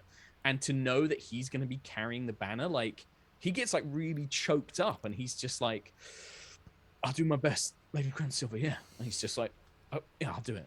I think Agnis gets a little choked up because she realizes how much he's grown and he's coming into this dangerous battle, like in an actually dangerous role. So she just claps him on the shoulder and gives him a nod. He's like, I won't let you down. Like, I know. Is there anybody else you would like to go with your army or forces? Like, for example, Baragon and Erez, Clyve. Do you want those guys to just go with the army and be like, do you want them to work with the scouts? Do you want them to work with the rangers or the cavalry? Or is there anything you want to do with them specifically? I feel like cavalry would be most appropriate for them. Yeah, they can definitely keep up with the cavalry. Yeah, and they're hands-on. So yeah, cool. All right, cool so you kind of want to attach them with that. They'll kind of be like the unit commanders of the cavalry, probably. They'll probably take like a command role. That's two of them. All right. Any other Donkwobble should come along. Yeah, in the for back sure. line for repairing weapons. Well, basically, yeah, he'll be your. So you have your army, but there will also be citizens that come along, like because the soldiers need people that are going to wash their clothes and cook their food and stuff like that, right? And they'll need an armorer. So Donkwobble and his brothers will probably come along, and they'll close the smith. Huh? Holder? You can have Holder come, yeah, to be like your physic, your medic, basically. Yeah. Yeah, absolutely. We need someone to feed the troops. So what about Aaron's mom? Miss Sweet Bread? What was her last name? They're just called Baker. They're called the Bakers. Baker. They're the Baker family, but their deli is called the Sweetwater Deli. But they're Susan Baker and Aaron. All right, I have to voice this because if I don't, I'll have regret in a couple weeks. I feel as though when we are taking people from Eveningstar, we are putting them in the potential block of being NPCs that get killed. Okay, That is so true. I just want to put this out there. No, Because I that don't want wouldn't to be keep the it case. quiet. And I know we're grabbing everyone we love. They're so great, awesome, dead. So Yeah. let's mean, let's Y'all Aaron ever is- played Mass Effect and you're like, Yeah. let's choose the team that we take with it. Yeah, Yeah, Aaron yeah. is definitely at risk of getting highly murked right but now. I like it. Aaron I like getting Aaron getting murked. risk to That's murder. what it's Yeah. his arc needs Yeah. this. Yeah, for sure. For sure. I don't know that I mean I obviously Donk Wobble should come, I guess. I would feel awful if Donk Wobble dies. Oh my god. Yeah. The little sounds that would leave his beak when he No, dies would be tragic. No. But maybe hate that. bake So here's Aaron's the- mom. so should let's- be Maybe there. Aaron's mom let should me- not come is what I'm trying to say. Well, Yeah, Don't yeah, blame yeah. Aaron's mom. I feel that. I feel that. Let me offer a counterpoint though. Oh no. Every time you take a more specialist NPC, that makes your army better. Fuck. So it may sound silly, like, oh, we'll bring Aaron's mom to be the cook for everybody. That will massively give your units a boost to their morale because they'll have good food. Otherwise, they just get some random like chef who's just going to do average stuff, right? I mean, Like, at this point, can we just take everyone from Eveningstar then? Can we just take the whole town and just put it on wheels and just you can't take everybody because a lot of people are just generic farmers. Like, you've got like, 3,000 people or something that live in the town. And like, most of those guys aren't going to really be able to do anything, right? Like, they need Fair. to stay in the town and stuff. But I think- these special NPCs that you've come to love and care about, yes, they can offer you bonuses. whatever you guys you want to do? I I- just wanted to voice it, and then you guys can decide. It's all. The The little story- DM devil. Ooh, which one? The story that I'm imagining is Aaron is going off to war. He's still a child in a lot of ways. His Want mom to come with him? his mom's been like really supportive and everything, but I think she shows up to the keep with this like business proposal of like why the Sweetwater Deli should provide food for the troops, and she's like very Her adamant, family and should you can come. tell she's really emotional and scared about it. And so I love I that. feel like we're like, this business proposal is sound, you absolutely, and we don't make it about Aaron, but we're like, you personally can provide value to our troops, so you can come. Meanwhile, everybody Wink, in the wink. hall is holding back tears because they Yeah. know what it's actually about. Yeah. I also, as much as it's going to pain Azara, Sarah Lee should come. But I think she should stay either like in Suzail, like in the capital, like whenever I know they're gonna have to march off to a battlefield, with a sending stone, because Sarah Lee, Yeah. what she needs is to do research. She needs to provide like intellectual backup. Maybe Okay. knowledge of the Communications enemy. master. Yeah. So basically, communications you would master. send you'd have Sarah Lee come with the troops, like on the road. But when she gets to Suzail, she basically stays in Suzail, goes to like the War Mage's library, and is your Yes. basically like ring ring. Yeah, I need you to look this up for me. Can you? Yeah. She's your guy in the chair, right? Yeah. You want Yeah. Sarah Lee to be your Yeah. guy in the chair. 100%. She's literally way Guy in the magic impossible. chair. Like, Yeah. you know, Yes. and I love especially that reference. I love a Kim Possible we reference. love a Kim You got Possible me in. reference. Points. And I feel like, you know, Gracious. she could help. I don't know if camera, excuse you, with like finding weaknesses or like looking up things. What is happening here? Anyway, She but that's my absolutely idea. will. It will be limited because she's not at risk at the army. But Right. you will definitely, that is definitely a thing she'll be able to do. You'll be able to use sending spells or sending stone to contact her and be like, yo, can you give me the information on this thing? Like, I need to know what the weakness of a such and such demon is. And I'll be Yeah. like, yep, you can look that up. Right. Yeah. But that will probably be limited to like a once per day thing or like a couple of times a day thing. That's perfect. Um, Yeah, but cool. I Alright. feel like she's an asset, but I also want her to stay as safe as possible. Yep. We need someone who's kind of just like receiving and sending communication too. Like when we're like, oh, we're sending a Tressum this way, or there's a Tressum that came from Eveningstar to give a message or whatever. I So feel like that will be handled by the armies. All of the different armies will have runners, and they'll have people that will take care of that. So like during the battles and stuff, you'll be able to be like, the Queen wants you to go and do this thing, and like here's your new objective, go and do that. There'll be people that run that for you. If you want somebody to do like your own private like message running, then yeah, you can nominate an NPC to be responsible for that, or you could nominate a unit to do that, like the Rangers and Scouts, and be like, rather than fighting, we want you to focus on communication. Okay, so I've currently got Aaron as the banner bearer, Donk Wobble as the army smith, Susan Baker as the army chef, Erez and Beragorn are going to be the cavalry commanders, and then Sarah Lee is coming with you, but won't be directly involved in the battle. Will instead be magical research, basically. And Dusk. Hulda. Dusk and Willisong are coming with you, so I'm going to keep they're separate, right? I'm keeping them separate for now. This is for the traveling by road force. Hulda is going to come as medic and potion provider. That's right. Hulda, that was the other one. Thank you, Mica. So as army medic, basically. Keep them safe, Mark. Nope, I make no promises. I love the hard nope. Nope. And then your units, you wanted magical artillery unit, druid shapeshifting unit, light cavalry, and that was it. Cavalry. Yeah. Right, cool. I got notes down for those guys. Great. Can't wait for a whole front line of T-Rexes. Just They're not all soldiers. going to be high level ones. You'll get a couple of just like brown bears and wolves. CR4. Some of them will be good. Yeah, CR4. I'll see what we can get. All right. So let me just bring this back up. Okay, great. Unless there's anything else you guys want to tell me, or you guys anything else you guys want to do, I can jump ahead now. I've kind of got all the information that I kind of need. But unless there's anything you guys want to do or set up or make preparations for or anything like that, I will tell you it will take you about 3 days to fly to Suzail from Eveningstar on your Tressim.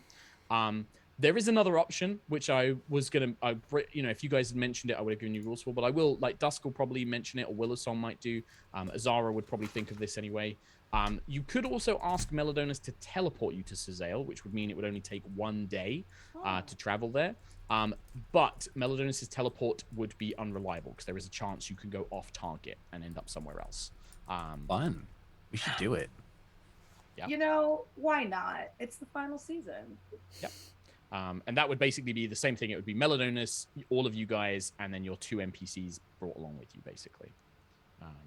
And our Tressim army would also be teleported. So like the Tressim army would catch up with the us. Tressim Knights would basically still take 3 days, but they'll reach there before the army would, basically, because they can just fly there straight. And they would fly with our Tressim as well. I wonder yes, then... they could take your mounts with you. Yes. I wonder then if we should just go with them, because we're strong, and just in case anything happens on the road, I feel like we should stay with them. And also, the queen said, "Bring your forces." So us 4 just showing up is like, even though like we had urgency, we're here. It's I think it'll be a better look if we come with some of our power. I think so. I think you're right. The Tressim Knights, like, whilst they're a small unit, they're very visually like, whoa, that's like nobody else has a unit of Tressim Knights, right? And like, they might have like they've seen things like Griffin Cavalry and Drake Cavalry and stuff before, but Tressim, that's completely unique to Eveningstar. And it's a good size unit. Like the knights themselves are all like the men and women who are mounted. They are all competent fighters. So even if they're not on their mounts, you guys will have basically like guards. You'll have like elite guards with you wherever you go. Yeah, that is a good look. We got to show up and get Eveningstar trending. Yeah, that's true. Exactly. Exactly. Yeah. Hashtag FYP. Nice. All right. Cool. Well, unless there's anything else. All right. Oh, what about our newly engaged couple? How do they feel about what are going the off to war? arrangements? Yeah. I will leave that in Mica's hands. I would definitely say that Azara and Alyssa have gone back to business only. Like, if you didn't know they were engaged, you would not know that they're engaged, because this is like so serious. But at moments where they think people don't see, they like hold each other's pinkies, like very small. Like, they do that, like just touching, like brush their hands past each other and stuff. Exactly. It's If that I like may, acknowledgement. If I may, one thing that I think Alyssa would do is the night before you leave, like knowing that like you're not going to see each other again for a week and a bit, she probably turns up, like it's raining outside, she's drenched, but she like comes to the tower and is just like wants to basically see you before you go. It's just like a kiss, and then like like hold your hands, and like the promise of like be safe, and then just leaves it alone. But like we definitely want to have that, like the very last person you see before you head out is her, and sort of like has that like moment of like come back to me kind of thing.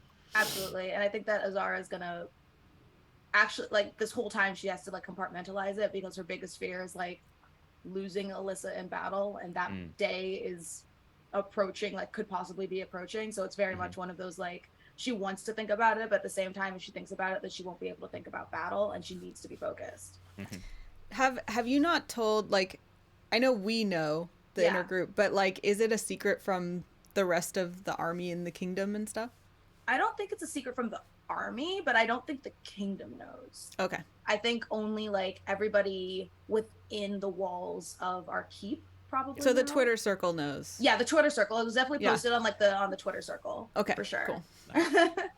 Yeah, and I think that, like, you know, maybe a couple of like the elite officers of, like, you know, Alyssa's closest companions, of, you know, her friends that like are outside of you guys, like they probably know. But again, it's like if she sees any of the troopers like talking about it, she's like 20 laps now. Yeah. And, like, it's like, oh god, like, okay, like it's like don't talk about the captain's personal life kind of thing. But yeah, cool. All right, nice. Well, if that's it then.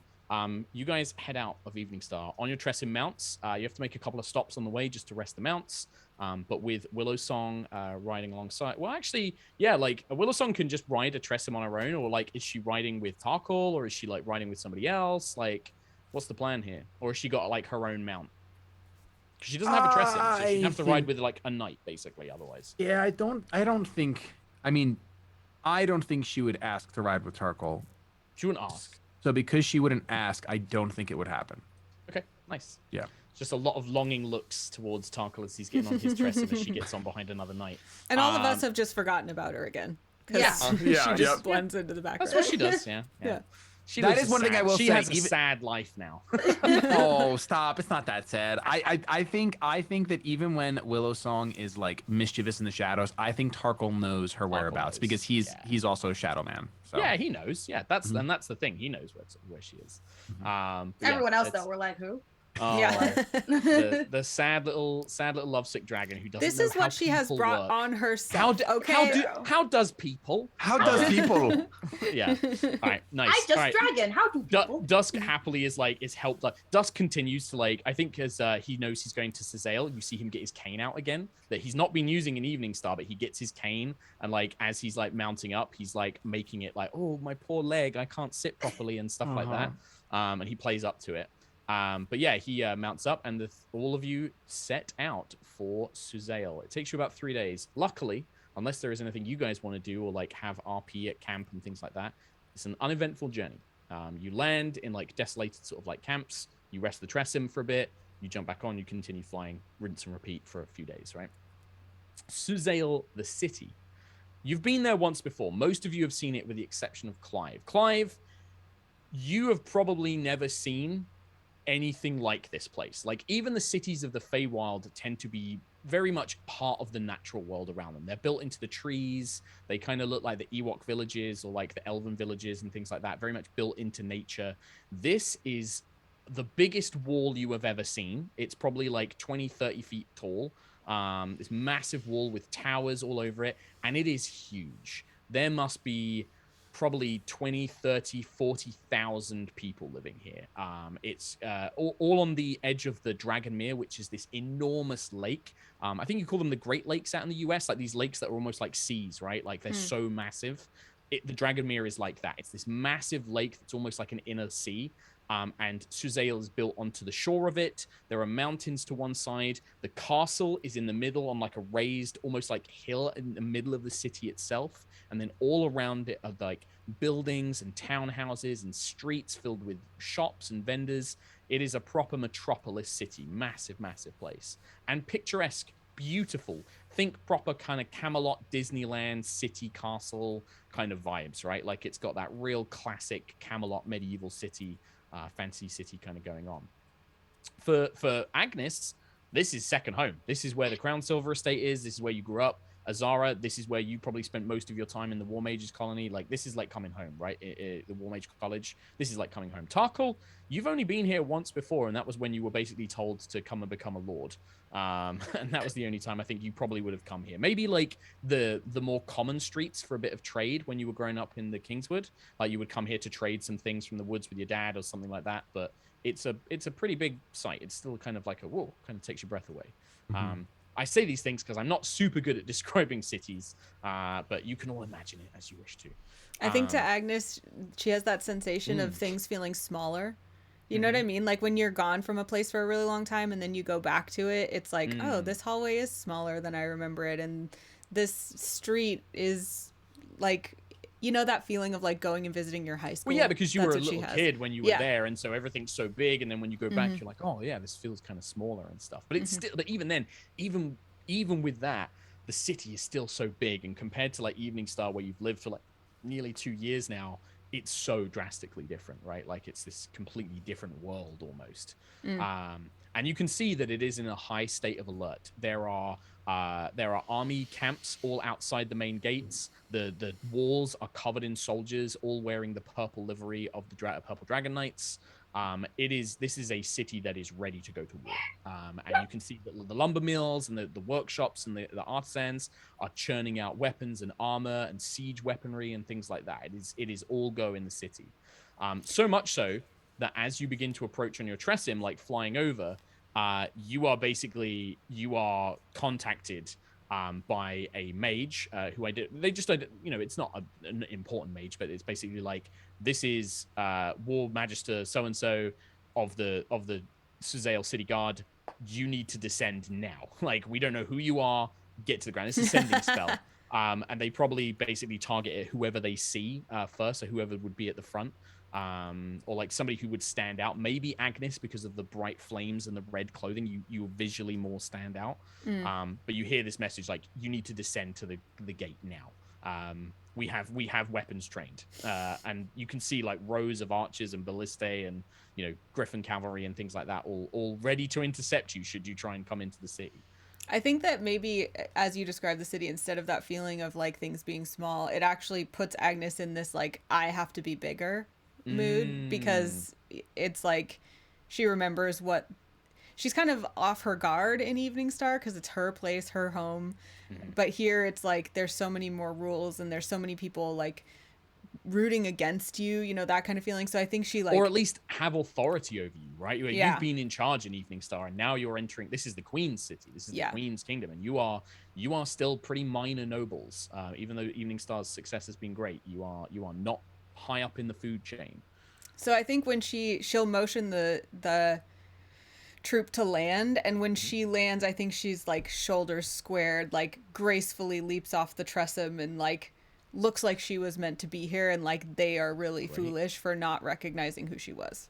Great. Can you just give me you can make it any charisma skill you want, so deception, performance, you can make it persuasion, intimidate, any of the charisma based skills. I'm gonna go persuasion. Okay, just give me a roll. This is just to like see how well you pull off that, right? Or how it comes across to others. You think like, yep, this is what I'm doing, but how well does it 24. 24. So when you land, first of all, like you land, there are soldiers there, weapons ready. But as soon as they see you and your companions getting off, and the way you stand, they see Azara with these resplendent sort of feathery wings behind you. They see a giant lion man. They very much are like, oh, okay. And then I think one of them, their commanding officer, a halfling, actually, a little halfling fella. But he is the commanding officer. You can see like he's got like the symbols on his like armor and lapels on his tabard, and he's got a big hat with a feather in it. He's like, easy men, Lady Crownsilver. And he will approach, and he'll just say like, Gate Captain Drongo, pleasure. I was told to expect you. Thank you for descending. At ease. And he'll gesture, and like all of the soldiers kind of fall back in. And he will kind of stand very straight, and he'll sort of salute. And he's totally respecting that authority that you're projecting. I'll incline my head like thank you, and then it's Drongo, right? You said? Yeah. Drongo. Drogo. Let's change it to Drogo. That's a better halfling name. That's a very Drongo was great. Okay, Drongo it is. Drongo Borrowfoot. Borrowfoot? I'm terrible at coming up with names. No, that was so great. cute. I love that. That was a delight. Not Drongo a Borrowfoot. Right, Drongo Borrowfoot. New NPC. Guard Captain Borrowfoot, please show us where we can stable our Tressim. He will look at you a bit curiously, actually. He was like, well, your knights, my lady, are more than welcome at the Purple Bastion. In fact, that is where I don't think you'll find anywhere else in the city that could house an entire unit of these beasts. And he's like looking up, and the Tressim are like looking at him because he's only a little halfling. He's like going like this. Like, nom, nom, nom, giant paw. Like, yes, I imagine that the Purple Bastion has stables for griffins and drakes. I imagine that they would be able to fulfill the same duty for your Tressim knights, I suppose. But forgive me, for yourself, my assumption would be that you would stay at your home. And you would have stables of your own for your own personal animals. But if we can find somewhere, if you need it. Agnes has no objection to that, right? There's no reason that she wouldn't. She was assuming that too. She was just looking for like, where do we put all these other trusts? Yeah, the unit. Yeah, the unit. He's just like, yes, the unit can, of course. In fact, we would ask them to head to the Purple Bastion and register with the Lord Marshal and let them know that you've arrived and everything else. But you yourself, you're more than welcome to enter the city. You are a citizen here. I assume, and he will gesture. Obviously, I know Lord Crownsilver and Magister Azara, but these others, and he'll gesture to Clyve, Willowsong, and Dusk. They are your guests. Hello, yes. Hello there. Good sir.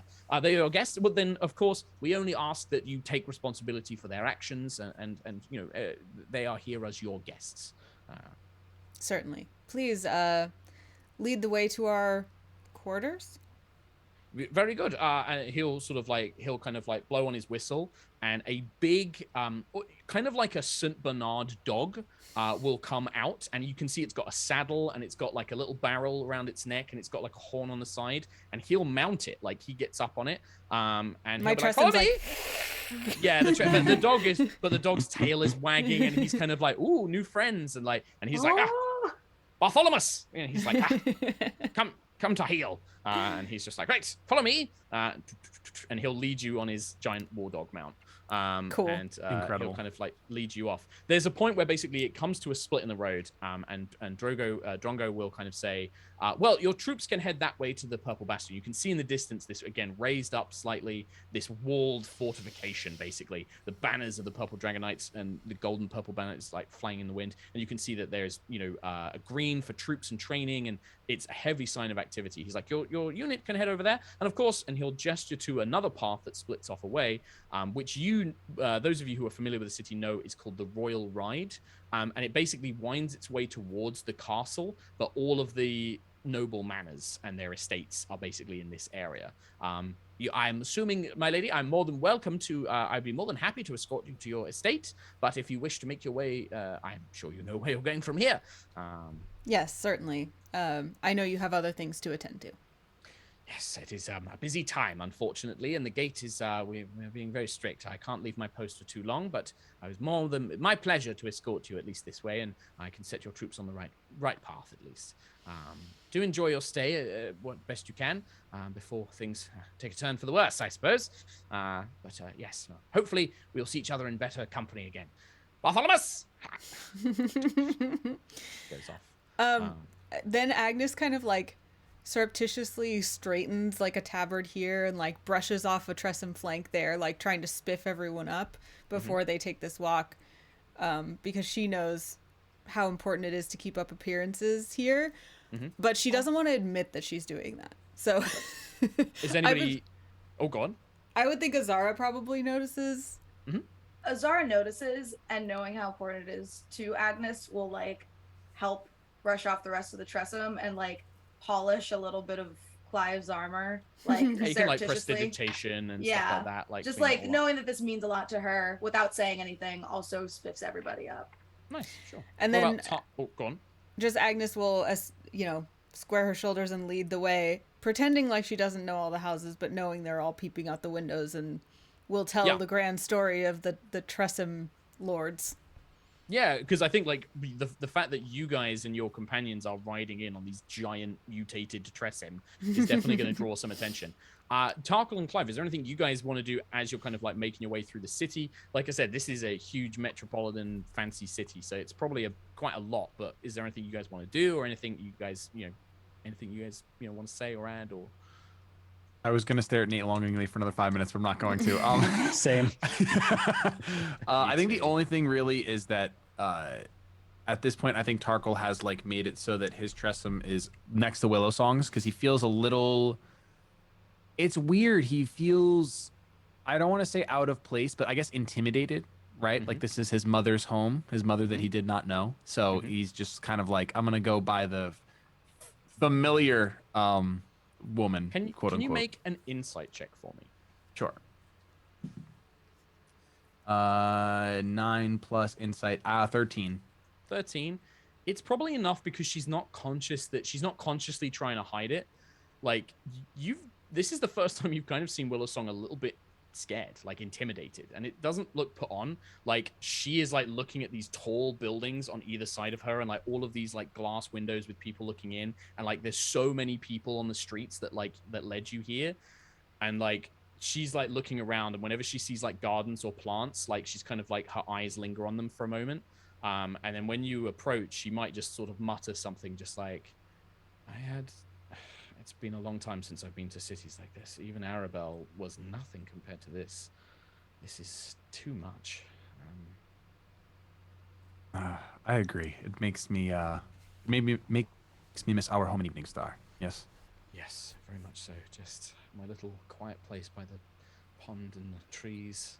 I could definitely use that right about now. But I just know what the type of people here are like as well, and just the ideas of them watching and judging, definitely too much. She just sort of like smiles and like nods, like, yeah, thank you for coming and speaking to me, kind of thing. What about Clyve? I think Clyve would be like so not necessarily overwhelmed, but very much like sensory stimulation, just like looking up at everything.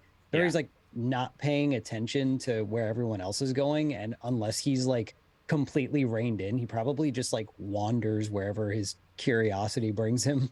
Yeah, I think Dusk is maybe like purposely keeping an eye on you, but he's also like, Dusk is maybe trying to help a little bit by like, and maybe you're not even listening to him and it just sounds like babble, but he's trying to tell you, like, he's like, oh yes, down here there's a lovely, and I remember I grew up in a house, like I spent a few years living just off this way, and he's just like filling you with like, I lived in a place, and I'm gonna I'm telling my friend who's come to visit about places around, like, oh, there's a lovely bakery just down there and things like that. But he's also like, oh, so Mr. Clyve this way, and he's like trying to keep like an eye on you when you get wandered off. Like he just also points to stuff and just like, what's that? And then he'll answer, but like not actually listen. Yeah, but he just is like, and Dusk just has the patience to answer you and like maybe fills in a few times. There are quite a few like street traders like rush up and they'll be like, my lords, like thinking that you're like a knight with everyone else. They're like, oh, my lords, paper for the day, or like sweetbreads, like offer, like they come out to try and sell things to anybody traveling down the road. And Dusk maybe like is like we'll kind of keep an eye on you, and he's like, is he being scammed? Okay, I'll step in. If not, he kind of just lets you like, and you probably scammed? By the time of it, Clyve has probably got like a basket full of breads and strawberries and a newspaper and like a stuffed dragon. Like he just picked up a bunch of things. Yeah, like he's just got a bunch of things that, and it's to you, it's just like you don't care about money, so you just like pour a handful of coins, and like some of these people like, oh my god, like they just rush off with like 200 gold or something. He has an I Heart Suzail hat on. Yep. I want the equivalent of one of those light up like not lightsaber swords that they sell at parades. Like it's probably like a blue torch. Well, it'd be like a fake war mage's staff, right? Yeah. Like a child's toy. Like some toy seller is like, oh, my lord, would you care for a little toy? And he's like, yeah, sure, and just like picks it up and like just has like a just a baseball cap, but it's actually like a cheesy looking dragon with like the snout coming out. Yeah. Like the purple dragon. What's the city called? Suzail. I'm assuming there's some kind of equivalent to Suzail spirit jerseys. Yes. Well, it'd be like a replica tabard of like the purple dragonites with the sigil, but this one's like obviously cartoony, like it's been made by somebody. Small. It's like way too small. Yeah. But he's got it kind of put over. The hat has like two like steins on it with like a straw going in. Yeah, it's got like two like tavern steins, so it's a bit more of like a kind of like leather kind of with like fabric or something like that. But I still love a the dragon idea head. that everybody is in front The of steins are the Clyve. horns. They're like mead horns. Yes. They've got like ale in them. Oh my god, that's so I good. just love the idea that everybody turns around and all of a sudden Clyve is just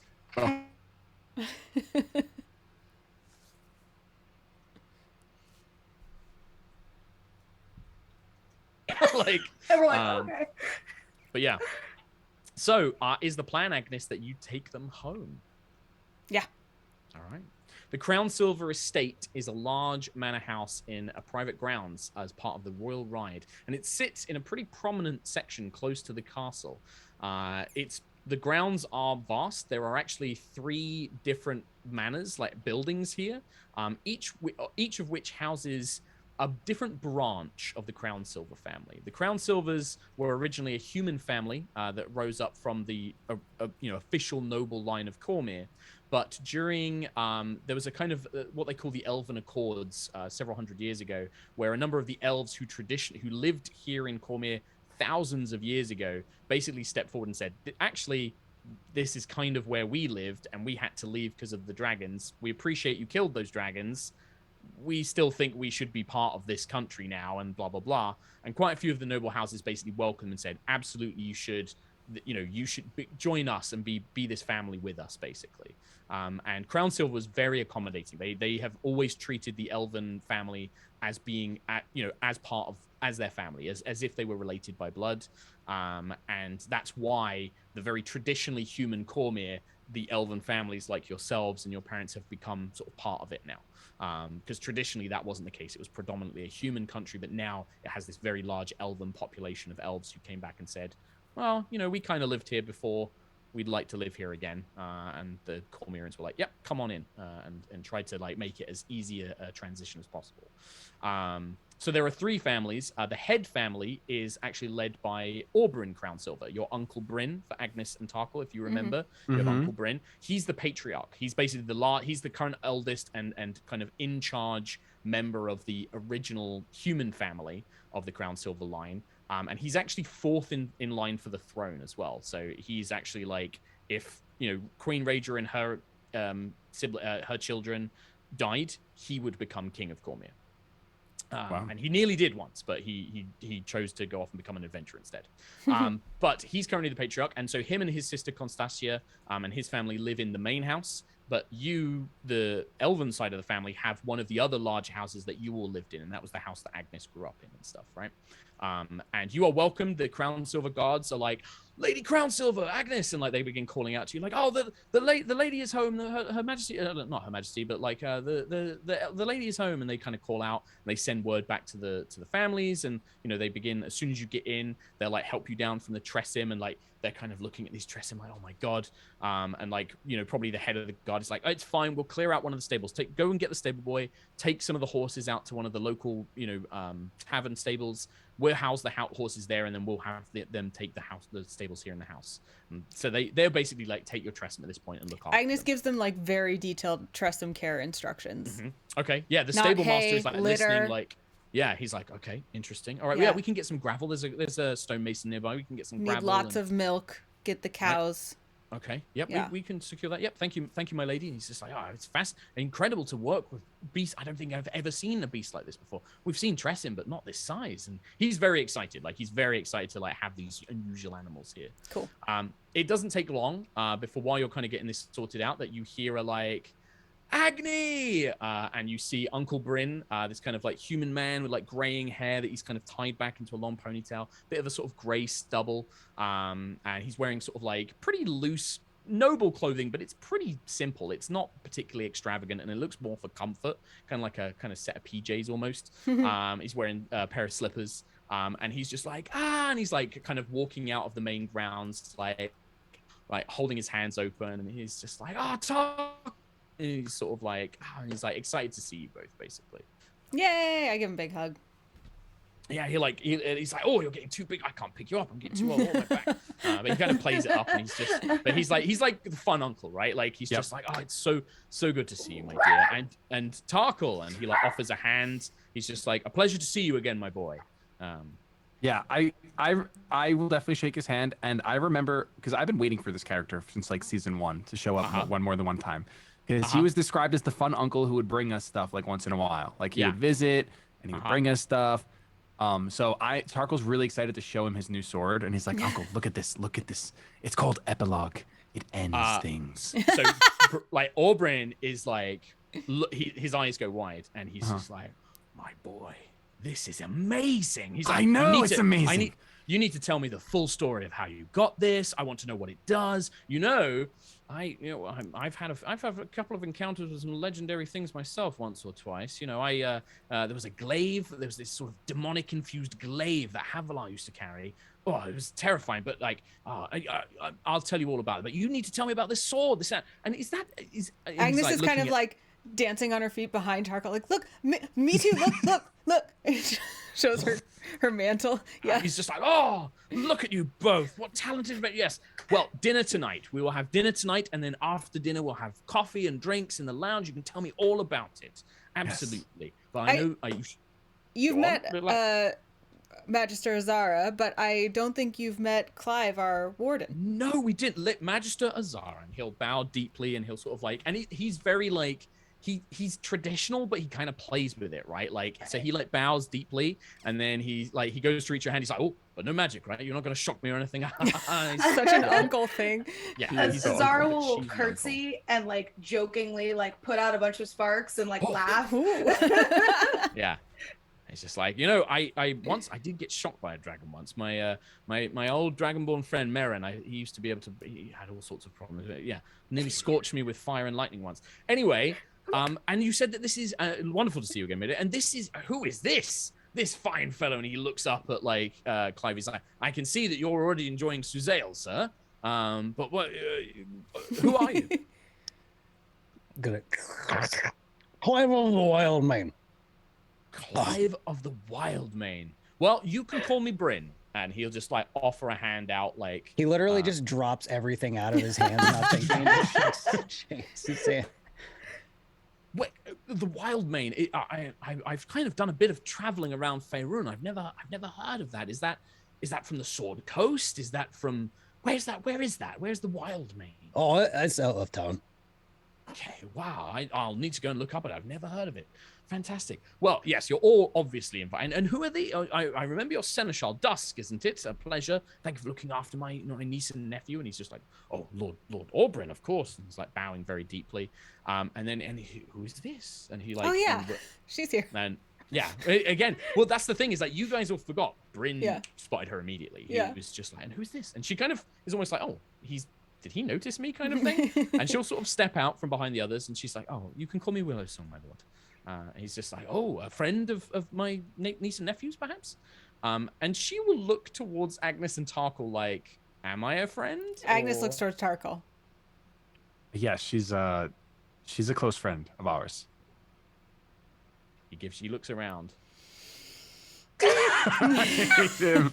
Uncle, stop. Come on. What? I didn't do anything. Well, my dear, an absolute pleasure. And a friend of Tarkhal's or Agnes's or any of you is always welcome in the Crownsilver estate. Please, you're my guests. But I know that Tarkhal and Agnis, your mother and father, they're in the house. They'd love to see you. But I couldn't. When I heard you, I had to come out and say hi. But yes, come and find me later. I'm assuming that you are here for Raedra's War Council. Yes. Yes. I will be in attendance. She still likes to think and pretend that I have some sort of importance in the city, but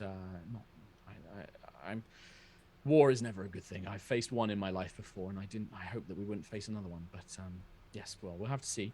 I'm glad that you're here, though. I'm glad that you're going to be helping. And if there's anything I can do, just let me know. All right. All right. Thanks, Uncle. Of course. Welcome to the Crownsilver estate. And he'll just sort of like kind of like wave, and he heads back on and heads back into his house, like shuffling in his little PJs and slippers. You can see that he had loads of guards with him, but they just kind of like kept their distance.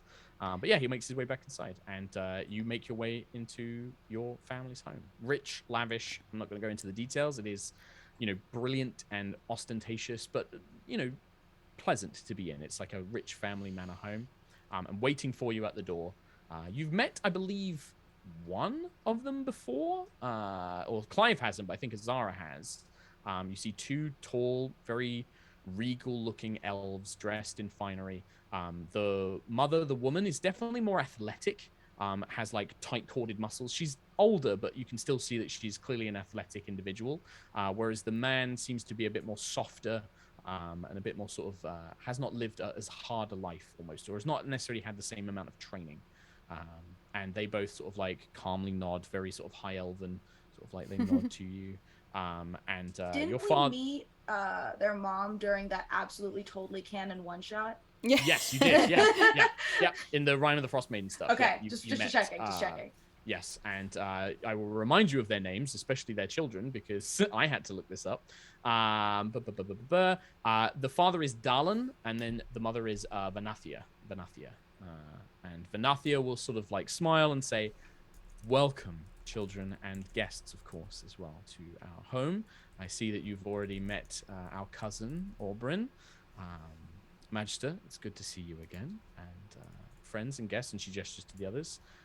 And she'll look, and she kind of lingers, and she'll like smile, and she'll probably kind of like lean in and softly kiss Agnis on both cheeks, very sort of like nowhere near as kind of like over the top as Orbrin was. Very, a little bit of loving, but very still formal, and sort of like kisses on the cheeks, and then just like my daughter, and she kind of like holds you a bit. It's good to see you.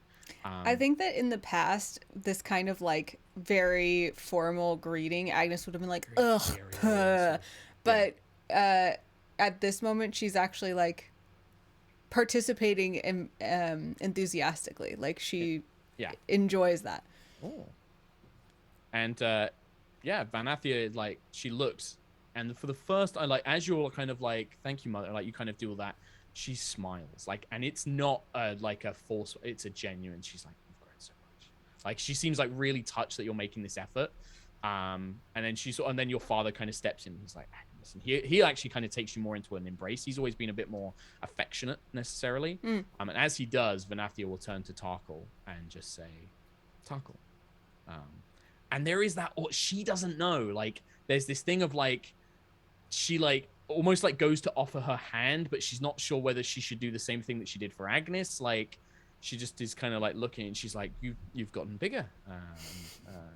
It seems that you've been doing a lot of fighting. You're muscular.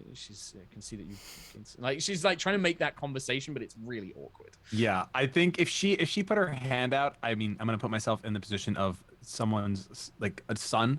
I think Tarkhal would also just like kind of like not begrudgingly, but just disappointedly take her hand and be like, "Mother, yes, it is what we do. We get bigger. We grow." She probably does that thing of like she shakes and then realizes, oh, this is awkward, and then sort of goes to do like the kiss on the cheek thing, but it's already too late, and so it's just like she lightly does it and then sort of immediately steps away. And she's like, yes, of course. Agnis is also delighted by that, by the way, that her mom doesn't know what to do and is awkward. Yeah, and is very awkward. And she'll probably kind of look at it and say, like, I heard that you had spoken with your father. He's in Eveningstar now. Is that correct? Is he? Well, yeah. I think he's back in Eveningstar. Yeah, he came back. As part of the time skip we did is that your Gideon came to live in Eveningstar. Whoa! I must have blocked that out. That's so exciting! Oh my gosh! Yes, I'm sorry, dude. I thought you heard me. We did a D20 roll on whether or not he was embarrassing and cute, and unfortunately, you rolled that he was all militaristic, and I didn't get to see Tarkhal embarrassed. Yes. Oh my gosh. Okay, I've not been sleeping for 7 weeks. No, that's okay. Hello? No, yes, yeah. My it's nice having Dad in town. I really love it. I definitely remember it. Yeah. He's well. He's doing well. Good. And then she'll sort of like use Azara as like and Magister, like uses it almost as an excuse, like, this is awkward. I'm going to try and welcome the rest of my guests. Agnes's father finishes with Agnis, and then he will just be like, Tarkhal. And he just is like handshake. It's just Tarkhal also just firmly shakes his hand. Yeah, no. And sir, he's just it's like, good to see you. Thank you. Yes. I'm assuming you are here for this unfortunate war business. Yes, it is unfortunate. Did not think that this would be happening during our first, couple years in Eveningstar, but war cannot be avoided, I guess. No. But I must say, and he'll kind of like look at both you and Agnis, it is, you have done the family a great honor by representing and developing your town in such a skilled manner. And to be invited to the Queen's War Council is no small thing. Well done. You've brought a great amount of honor to the Crownsilver name. Thanks, Dad. Yeah, he's just sort of like looks at both of you and is kind of like very good. Dad. Yes. Did you see our Tressum? Did you see our mounts? We heard, but I thought that the groundskeeper must have been mistaken. You actually have Tressum that you can ride? Yeah, they're in the stable. You should go see them. let me get my sketchbook first. I want to sketch them. And he will be like, of course, come in. The parlor is open. The chefs can fetch you food if you wish. Come in. Rooms have been prepared for you all. I'm going to get my sketchbook here. And he runs off to go get like his sketchbook and like goes to run off and sketch the dress in. I love it. Whereas Vanathia will basically kind of make her rounds, greets Azara, is like looks at Clyve, like I've seen some wonderful things. I think I've encountered. Forgive me. Are you a Leonin, Clyve? Aye. I met one of your kind before, I think. Very different. A woman, slender, smaller build, but a pleasure. Pleasure to meet you. You're, of course, welcome as friends of my son and daughter. Please come in. Make yourselves Mom, at you home. really shouldn't comment on my friend's bodies so much. Well, I'm sorry. It's being... To excuse my behavior, Clyve of the Wild Mane, I was a warrior, and so I sometimes can't help but size people up by their physicality. But yes, come in, of course. Clyve yes, is also a warrior, aren't you, Clyve? It's a good Really? mindset for survival. Know a potential enemy. Exactly that. You need to assess your potential risks. Really, what kind of? And she kind of is like, what kind of weapon do you use? And like gets into the what kind of style do you fight with? Sharp talk. Just as like he immediately finished picking everything up, drops it again and starts like showing off Evan's scorn. Yeah, and she's like, oh, this is a fine blade. Do you fight in the... And she, like, uses a bunch of, like, fighting terminology that you've never heard of. Oh, do you fight in the Western Faerun style or, like, things like that? And you're like, I just hit stuff. Like, I think Azara... So this part of the blade goes in the thing I want to kill, right. and then it often kills them. Right, I understand. Yes, of course. I understand. Azara, More of a knowing sort of that natural fight. Yes, sorry, Agnis go on, wants Mica. to make a good impression, will like mage hand pick up all of Clive's things and like put them on a table. Yeah. Just like very subtly. Yeah, I think like Dusk is also like helping you do that. Like Dusk is like picking it up and like looks like helping you do it. Just so we avoid that again. You Yeah. know? Would I recognize that is her mage hand? I don't. You would see Dusk picking it up, and then you see a draconic claw like picking up your hat, your Stein hat, and like levitating it towards a table. In true cat fashion, I make eye contact and then just slide everything off the table. I wanted Just that because. there. Azara just sighs and There's like a hangs her silence head. as like Yeah. everything hits the ground, and there's a silence. All the house staff are like, and Vanathia is like, it's fine. We'll deal with that later.